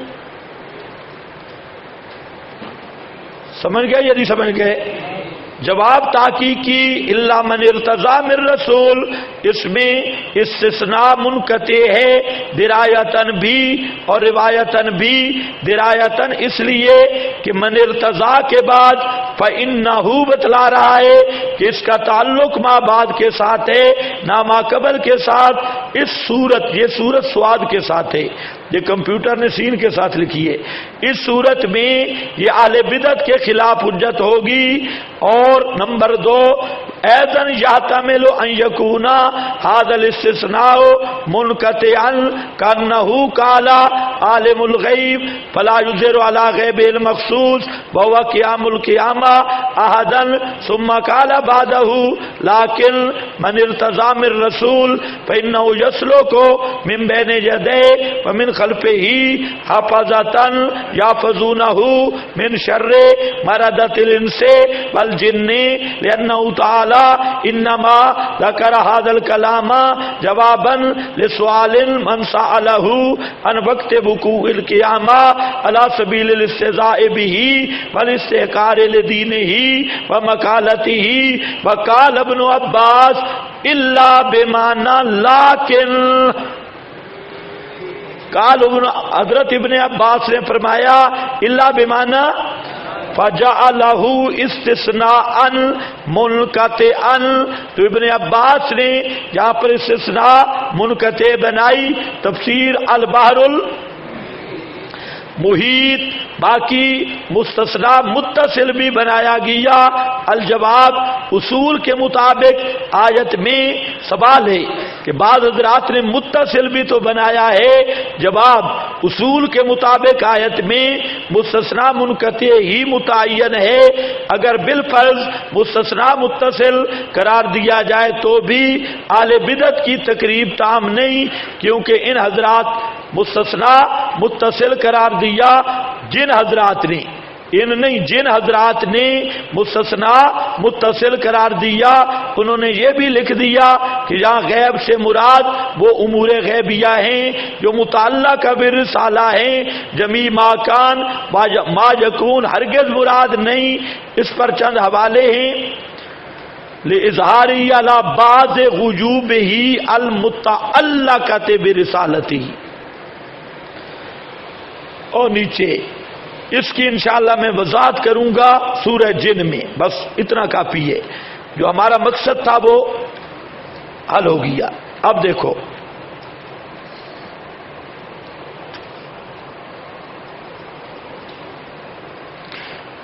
اس پر ایک نئی طرز بھی آ رہی ہے۔ اچھا، ما کان اللہ لیطلعکم علی الغیب، یہ بھی اسی طرح کی آیت ہے۔ نہیں ہے اللہ یہ کہ اطلاع دے تم کو غیب پر، ولکن اللہ یجتبی من رسلہ من یشاء، لیکن اللہ پاک چنتا ہے اپنے رسولوں سے جس کو چاہے۔ فآمنوا باللہ ورسولہ، سن رہے ہو؟ اس سے بھی بعض حضرات نے استدلال کیا، لیکن آیت میں غور کیا جائے تو یہ ان کے خلاف ہے۔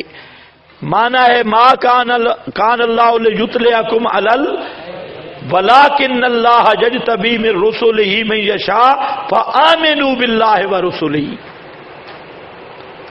تو یہاں اللہ بھی نہیں آیا بھی لیکن نہیں، اور من ارتضی ولکن اللہ یجتبی من رسلہ من یشاء فآمنوا آگے لگ رہا ہے، پیچھے ہے ہی نہیں۔ تو پیچھے اللہ نے فرمایا کہ اللہ تمہیں غیب پر مطلع نہیں کرتا، اللہ رسولوں کو چنتا ہے، پس رسولوں کے ساتھ ایمان لاؤ۔ تو اس سے جمیع ما کان کی تو بات ہی کوئی نہیں ہے، یہاں اس معنی پر تو بعد ما کان کی بھی بات نہیں بنتی، جمیع تو چھوڑو۔ اب ذرا ان کا طرز استدلال دیکھو۔ اہل بدعت کہتے ہیں الغیب کا الف لام یہاں استغراق کے لیے ہے۔ ہاں شکر ہے تم نے بھی کافیہ پڑھ لی ہے۔ الف لام یہاں استغراق کے لیے ہے، معلوم ہوا کہ اللہ تعالیٰ کل غیب پر رسولوں کو مطلع کرتا ہے، تو رسول کل غیب جانتے ہیں۔ تو اس استدلال کا دار و مدار کس پر ہے؟ الغیب، کہ الغیب کا الف لام کس کا ہے؟ استغراق کا۔ تو معلوم ہوتا ہے کہ نبی کل غیب جانتے ہیں۔ اس کے ساتھ ایک فائدہ متعلقہ تھا، اس لیے میں وہ عرض کر رہا ہوں۔ پہلے بھی میں نے عرض کیا تھا کہ مفرد پہ جو الف لام آئے وہ عہد کا ہوا کرتا ہے، استغراق کا نہیں ہوتا۔ کہاں پر ذکر کیا تھا؟ الحمدوں پہ، الحمدللہ، الحمد کا الف لام کی جب بات ہوئی تھی وہاں میں نے ذکر کیا تھا کہ الف لام جو مفرد پہ آئے تو کس کا ہوتا ہے؟ شابش عہد کا ہوتا ہے. استغراق والا مجازی معنی ہے. یہ اس پر اب دیکھو یہاں ان کی بنیاد بھی الغیب پہ الف لام آیا تو الجواب یہ استدلال کئی وجوہ سے باطل ہے. اولاً اس لیے کہ الف لام بلا شبہ استغراق کے لیے بھی آتا ہے لیکن یہ اس کا حقیقی معنی نہیں بلکہ مجازی ہے اور الف لام عہد خارجی میں اصل ہے اور حقیقت ہے. چنانچہ علامہ تفتزانی فرماتے ہیں التعریف لا یلزم ان یکون للاستغراق بل العہد وهو الاصل بولو هو الاصل. یہ جو الف لام ہے لا یلزم ان یکون للاستغراق کے لیکن یہ بات پہلے بھی میں نے کی تھی کہ مفرد پر جو الف لام ہے مفرد پر لا یکون ان یکون للاستغراق بل العہد وهو الاصل تو اصل کیا ہوئی عہد یا استغراق؟ عہد. التلویح صفحہ 160 یعنی لام تعریف کے لیے ضروری نہیں کہ وہ استغراق کے لیے ہو بلکہ اصل تو عہد خارجی ہے لیکن مصیبت یہ ہے کہ توضیح تلوی پڑھائے گا کون پڑھے گا کون؟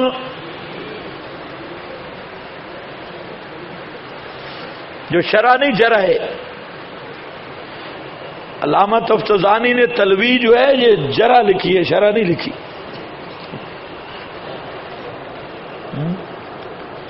زبردست کتاب ہے توضیح تلوی زبردست بہترین کتاب ہے. کتاب ہوتی وہ ہے جو مطالعہ مانگے. یہ کون سی کتاب ہے اس کو حل کرنے کا مزہ ہے کتاب وہ ہوتی ہے. اور اللہ کے فضل سے تدریس کے میرا پہلا سال تھا پہلے سال تدریس کے میں نے توضیح تلوی پڑھائی. توضیح تلوی پہلا سال تھا تدریس کا اور پڑھائی بھی کیا ایک شیخ الحدیث پڑھاتا تھا. طالب علم اس پہ مطمئن نہیں تھے. طالب علم آتے جی مجھے ہمیں سمجھ نہیں آ رہی تو میں نے کہا محتمم وغیرہ سے اجازت لو اور شیخ کو بھی ناراض نہ کرو. تو عید تک وہ شیخ الحدیث کے وہ کہتے ہمیں سمجھ ہی نہیں آتی اور عید کے بعد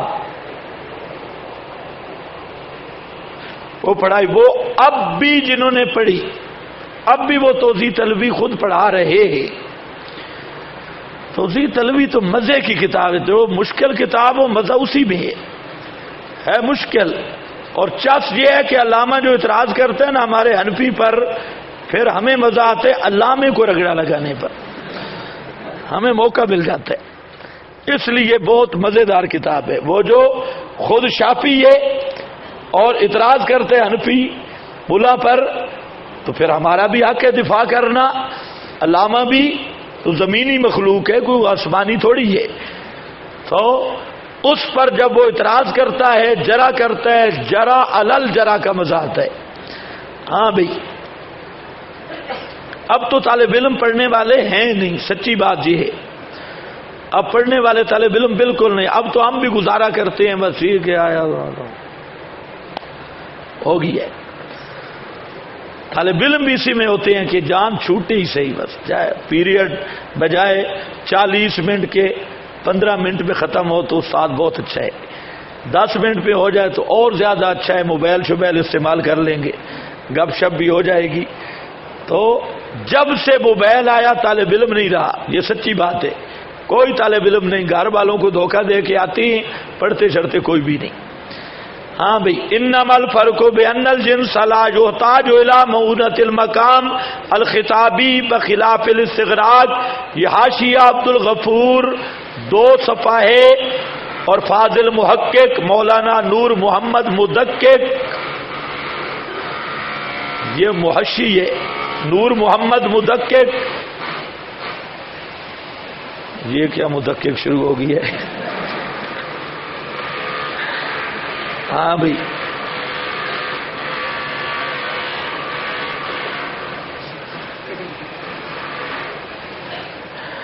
اچھا بھائی خود دیکھ لو، پڑھ لو۔ اب نیچے ہے امام بغوی کی عبارت، فَيُطْلِعُهُ عَلَى بَعْضِ عِلْمِ الْغَیب، یہ بات آپ کو سمجھانی تھی۔ فَيُطْلِعُهُ عَلَى بَعْضِ عِلْمِ الْغَیب، فَيُطْلِعُهُ عَلَى بَعْضِ عِلْمِ الْغَیب، اوپر کیا لفظ آیا؟ یطلعُهُ، اطلاع کرتا ہے، بعض علم، یہ علم بمعنی دانستن، کرینہ یطلعُهُ، میں نے کہا علم الغیب کا بغیر تعویل کے اطلاق مخلوق پہ نہیں ہے، اور یہ ہے بھی ایک مفسر کی عبارت۔ اس لیے بعض اوقات بعض علماء نے جو استعمال کر لیا لفظ علم کا علماء کی عبارت میں، قرآن حدیث میں کہیں بھی نہیں علم غیب کا اطلاق مخلوق پر، تو وہ علم بمعنی دانستن ہے، علم بمعنی دانستن، اسی خبر کے معنی میں۔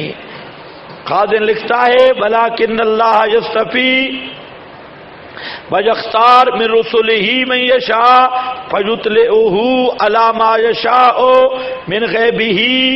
مِن غَیبِهِ، یہ اسی طرح فَيُخْبِرُهُ بِبَعْضِ الْمَغِیبَاتِ، تو جہاں کس کی بات ہو رہی ہے؟ اطلاع علی الغیب کی، یا یطلعُهُ فیخبرہ، اور بعض اطلاعات علی الغیب کا کوئی بھی منکر نہیں، یطلعُهُ علی البعض من علوم الغیب احیانا، کبھی کبھی۔ آگے یا وَأَنزَلَ اللَّهُ عَلَيْكَ الْكِتَابَ وَالْحِکْمَةَ وَعَلَّمَكَ مَا لم تکن تعلم وکان فضل اللہ علیک عظیما۔ بریلوی مولوی جہاں جب آتا ہے تو قریب ہوتا ہے نقض وضو کے بھی، بڑا زور لگاتا ہے، کان فضل اللہ علیک عظیما، علمک ما لم تکن تعلم۔ اس ماں کو جتنا لمبا کرو گے اتنا جمعی ماکان جلدی ثابت ہوگا۔ سکھایا تجھ کو سونیا ما لم تکن تعلم، جو آپ نہیں جانتے تھے سب کچھ سکھا دیا، جمی ما کان جمی ما یکون، آیا نا لفظ ما عام، لفظ ما عام۔ اب آئینہ دیوبندی اس کی تخصیص پیش کریں، کرتے ہیں نا، اس میں کیا ہے، 15 آیتیں پہلے پیش کر چکا ہوں، تخصیص کون سی مشکل ہے؟ کچھ سمجھ گئے؟ جواب تو میں نے دے دیا۔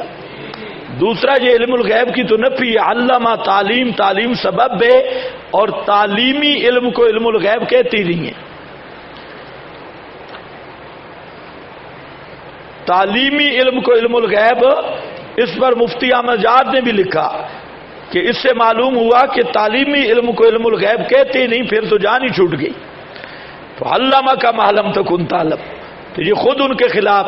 چلو دیکھ لو، اہل بدعت کہتی ہیں آیت میں لفظ ما عموم استغراق حقیقی کے لیے ہے، تو مطلب یہ ہوا تمام وہ چیزیں جو آپ کو معلوم نہ تھیں وہ ساری کی ساری اللہ تعالیٰ نے آپ کو بتا دی، تو اس سے معلوم ہوا کہ آپ کو اللہ تعالیٰ نے کلی علم غیب عطا کر دیا۔ الجواب، اہل بدعت کا یہ استدلال سراسر باطل ہے۔ من و ما یحتملان العموم والخصوص واصلهما العموم، رسالہ منار اسی کی عبارت ہے۔ اس کی شرح میں ملا جیون کہتا ہے انہما فی اصل الوضع للعموم فیستعملان فی الخصوص، اصل وضع میں یہ عموم کے لیے ہیں اور استعمال ہوتے ہیں خصوص میں۔ قرائن، جب قرائن عارض آ جائیں، جیسے یعلمکم ما لم تکونوا تعلمون، پیغمبر تمہیں سکھاتا ہے ما لم تکونوا تعلمون، تو پھر پوری امت بھی جمی ما کان ما یکون، جہاں پر بھی ما ہے۔ ما لم تکونوا تعلمون وعلمتم، یہ یہودیوں کو خطاب ہے، علمتم ما لم تعلموا انتم ولا آباؤکم، تو معنی کیا ہوگا؟ یہودی بھی عالم جمیع ما کان ما یکون ہے، کیونکہ ما لم تعلموا، تو من ما اصل وضع میں عموم کے لیے، اس میں کوئی شک نہیں، لیکن احتمال خصوص ہے، اور احتمال خصوص ثابت ہوگا دلیل سے، احتمال خصوص ثابت ہوگا دلیل سے یہ، تو اس لیے آپ نے جتنے دلائل پڑھے وہ سب مخصص ہیں اس ماں کی، سمجھ گئے یا نہیں کہ دہرانے کی ضرورت ہے؟ ہاں، وہ سب کے سب، تجھے حاصل کیا نکلا کہ یہ عام مخصوص من البعض ہے۔ وعلمک ما لم تکن تعلم، اس لیے مفسرین نے کہا من الشرائع والاحکام، اصل میں تو بات ہے، اگر یہ آیت آپ دیکھیں تو وہاں ایک چوری کا واقعہ چل رہا ہے، چوری ہوئی، رسول اللہ صلی اللہ علیہ وسلم نے ایک غیر مجرم، جو مجرم نہیں تھا، تو آپ نے مجرم سمجھ لیا کرائن سے اور منافق کو بری قرار دیا، بھئی منافق نے چوری کی نا، تو مال راستہ لیا کسی اور کے گھر کا، وہ سارے آٹا شاٹا ادھر گرتا رہا،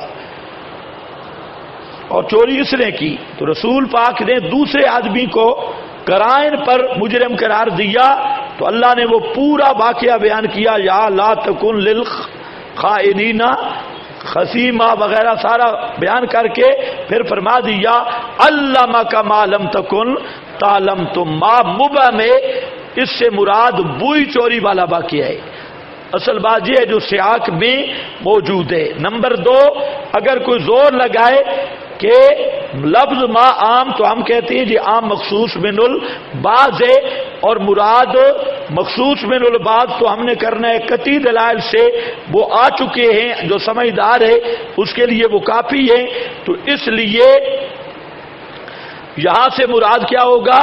وہی واقعہ یا شرائع، اور شریعت کے بھی سارے احکام نہیں مراد، کیونکہ یہ اس کے بعد بھی قرآن نازل ہوا، علمک ما لم تکن تعلم، یہ ماضی ہے، اس کے بعد بھی قرآن آیا، تو شریعت کے بھی بعض احکام مراد ہیں، کل احکام مراد نہیں ہیں، شرائع کے بھی۔ اس پر ایک سوال ہے کہ بعض مفسرین نے ما سے مراد علم غیب لیا ہے، علم غیب، تو میں نے آپ کو پہلے بتایا کہ مفسرین کی عادت ہے کہ وہ لکھ دیتے ہیں کیلا کیلا کیلا کیلا، جس مفسر نے جہاں بعض غیوب یا علم الغیب لیا، مراد اس کی وہی واقعہ جو آپ سے غیب تھا، تمہیں سمجھ کوئی نہیں آ رہی، وہ جو چوری والا واقعہ آپ سے غیب تھا، تو اسی کو بعض الغیوب یا علم الغیب، کسی مفسر نے بھی یہاں پر جمیع ما کان ما یکون نہیں لکھا، پوری دنیا کے مفسرین میں جمیع ما کان جمیع ما یکون کا لفظ یہاں نہیں ہے، یا علم الغیب کلی یا کل کا لفظ نہیں ہے، بلکہ مفسرین نے بعض غیوب، بعض وہ بھی کلمہ تمریز کے ساتھ کیلا کیلا لکھ دیا، اور مراد ان کی بھی وہی چوری والا واقعہ ہے کہ وہ امر غیبی تھا وہ واقعہ، اور اس طرح کے واقعات مراد یہی ہے، انہی تفسیروں میں موجود ہے۔ اور پھر دوسرے مفسرین ایک طریقہ اور بھی سمجھ لو، جس طرح آپ نے دوسری آیات پر مفسرین کی باتیں پڑھی ہے کہ وہ مفسر علم القیامہ وغیرہ وغیرہ وہ کہتے ہیں کہ اللہ نے کسی کو اطلاع دی ہی نہیں، طریقہ یہ ہوتا ہے کہ فریق مخالف بعض 2-3 تفسیریں جس کو وہ پیش کرے گا کیلا علم الغیب، یا کہیں آ جائے گا کیلا ما کانا و ما یکون، یہ وہاں پر بھی جمع نہیں ہے، ما کانا و ما یکون وہ بھی کیلا، تو اس کا طریقہ یہ ہوتا ہے کہ مثلا خازن یا معالم میں یہ کوئی پیش کرے تو اسی مفسر کی عبارت دوسرے مقام کی پیش کرو، کہ وہاں پر اس نے خود لکھا ہے کہ علم القیامہ فلاں فلاں یہ نبی کریم علیہ السلام کو عطا نہیں ہوئے، تو خود مفسر کی وہی عبارت موجود ہے، تو جہاں پیش کرنے کی پھر کیا ضرورت؟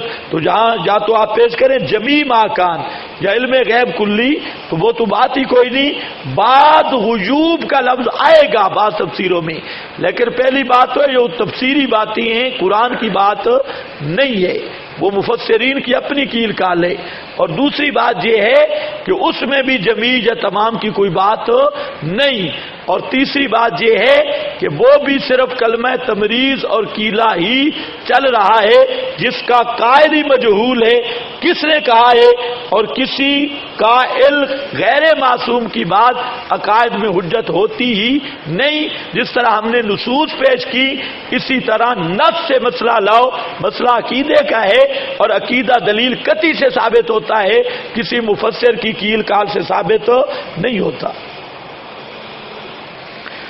یہ آ گیا علم غیب یا اخبار اولین آخرین لکھا، تو اولین آخرین ہو تب بھی جمیع ماکان نہیں ہے۔ انہوں نے صحیح اور مختار قول امور دین احکام شریعت ہی قرار دیا، دوسرا قول یعنی علم غیب کو کلمہ تمریز کیلا سے ذکر کر کے اس کے ضعیف اور غیر معتبر ہونے کی طرف اشارہ کر دیا۔ اس ضعیف قول میں بھی کلی علم غیب کا کوئی ذکر نہیں، بلکہ اس سے بھی بعض غیب ہی مراد ہے، ثالثاً، اور بعض غیب آپ کو پتہ ہے نا، وہی چوری والا واقعہ، ماں کو جہاں عموم و استغراق پر معمول کرنا آیت کے سیاق و سباب کے بالکل منافی ہے، نیز نصوص قطعیہ کے معارض ہے جن کو ہم شروع میں ذکر کر چکے ہیں۔ بس اب بریلوی مٹیریل ختم ہو گیا، قرآنی دلائل، لیکن یہ بات ماننی پڑے گی کہ بریلویوں نے دلیل قرآن سے لائی ہے، یہ موازنہ آپ کرتے ہیں، اور بات تو ایسے استدلال کی ہے کہ تمہارے مولوی بھی پھنس جائیں گے، ہے ایسی بات کہ نہیں؟ یہ بھی دیکھیں، اور بیچارے للڑ یتیموں کو بھی دیکھیں، ان کا قرآن کے اندر بالکل حصہ ہی کوئی نہیں ہے۔ کم از کم یار ان سے تو بریلوی اچھے ہو رہے گے مسئلہ علم غیب جیسے مسئلہ پر، کہ انہوں نے کم از کم دلیلیں کہاں سے لائی ہے؟ قرآن سے لائی ہے، استدلال تو قرآن سے کیا، لیکن وہ بیچارے مسند ابی یعلا لے کے پھر رہے۔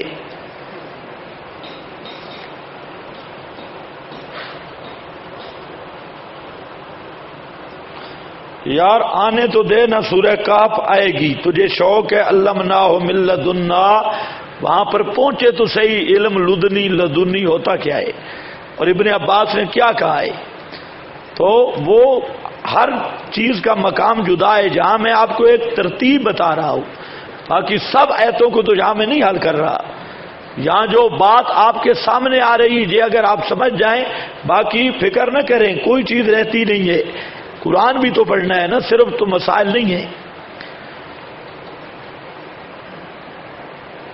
انشاءاللہ اب میرا پروگرام ہے کہ آئندہ سال یکم رجب سے لے کر 28 نہیں بلکہ 6 شعبان تک صرف مسائل کا دورہ ہونا چاہیے، اس میں کوئی تفسیر کوئی ادھر ادھر کی نہیں، صرف مسائل ہی مسائل، تحقیق مسائل، اور پھر 5 شعبان سے لے کر 25 رمضان تک قرآن ہونا چاہیے، اس میں یہ فوٹو سٹیٹ پٹیٹ کچھ بھی نہیں ہو، اس میں قرآن کریم کے اندر جو مسائل آتے جائیں ان کو حل کرتے جائیں اور آگے چلتے جائیں۔ بہرحال دعا کرو، نیت یہی ہے، حتمی فیصلہ نہیں بل نیت۔ اس سال میں نے کچھ مسائل پڑھائے ہیں طالب علموں کو، لیکن وہاں باقاعدہ ترتیب نہیں تھی، تو یکم رجب سے 4-5 شعبان تک اگر ہو تو پھر بہت سارے مسائل ہو سکتے ہیں، باقی جو رہ جائیں وہ دورہ میں ہوں۔ ایسے آپ بھی مشکل میں پڑھتے ہیں، ہم بھی مشکل میں پڑھتے ہیں، تو اس میں سبق بھی بس 2 ٹائم سبق کافی ہے، قرآن ہو، 1 ٹائم مسائل 3-4 گھنٹے کافی ہے، اور صرف قرآن پڑھانا ہو تو اتنا لمبا بیٹھنے کی ضرورت نہیں، پھر تکرار بھی ہو اور ساری چیزیں ہوں. اب یہ تو ہے بڑا مشکل، یہ آپ لوگوں کو بھی اللہ نے توفیق دی ہے، ورنہ اتنا لمبا بیٹھنا بڑا مشکل ہے. اور چلو بہرحال دیکھتے ہیں. بہتر یہی ہے کہ مسائل جو لمبے ہیں، اب مصیبت ہے نا، دو دورے بن جاتے ہیں. ہماری بھی مجبوری ہے، ادھر دوڑتے ہیں وہ بھی پورا نہیں ہوتا، ادھر دوڑتے ہیں وقت ہی اتنا ہے. اب زیادہ آپ کو بٹھائیں تو آپ بھی بس ہے، ہماری بھی بس ہے. تو اپنی طرف سے تو یہی کوشش ہوتی ہے زیادہ سے زیادہ ہو، لیکن کیا کیا جائے.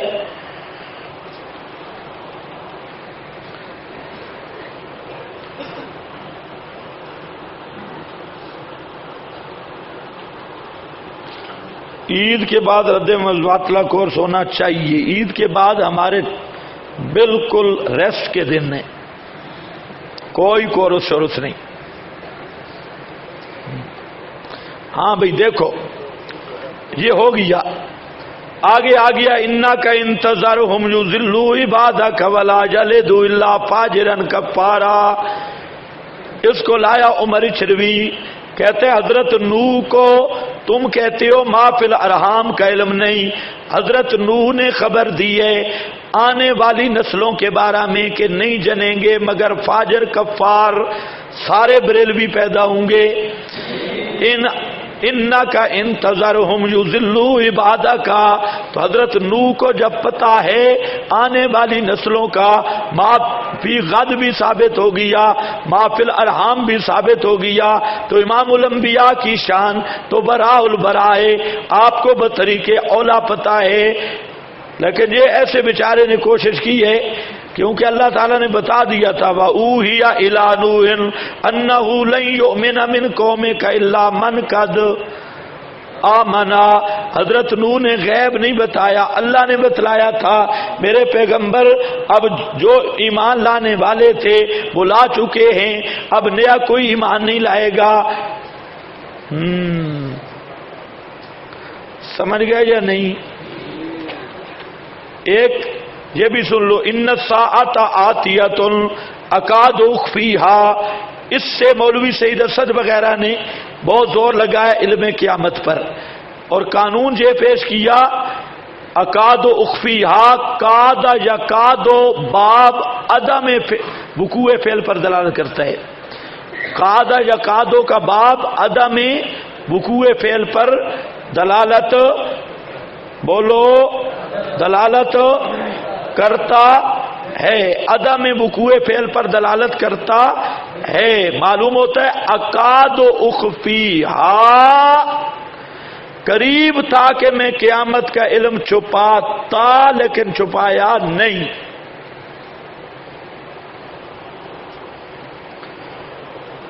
یکاد البرق ان یخطفا، قریب ہے کہ بجلی اچک لے لیکن اچکا نہیں. تو کادا یا کادو کا باب عدم وقوع فعل پہ دلالت کرتا ہے، فلہذا اکاد اخفیھا کا معنی ہے میں قریب تھا کہ قیامت کا متعین وقت میں چھپاتا لیکن چھپایا نہیں ہے. تو معلوم ہوتا ہے پیغمبر کو اللہ نے قیامت کا علم دیا ہے. یہ معلوم کسی کافر کو ہوگا، پہلے بڑے دلائل پیش ہو چکے ہیں.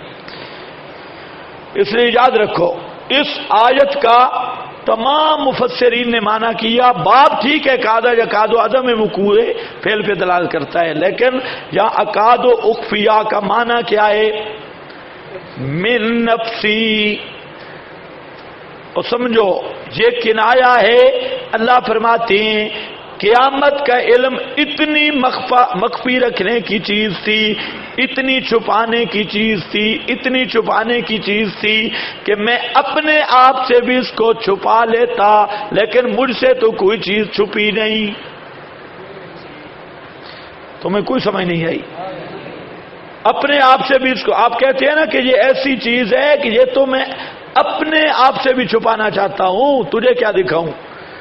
اپنے آپ سے بھی اس کو چھپا. یہ کنایا ہے شدت اخفا سے کہ کوئی اتنی یہ قیامت والا معاملہ اتنا امر مخفی تھا کہ اس کو میں اپنے آپ سے بھی قریب تاکہ چھپا لیتا، لیکن مجھ سے تو کوئی چیز مخفی ہے نہیں۔ تو اکاد اخفی من، چپ، بس ختم۔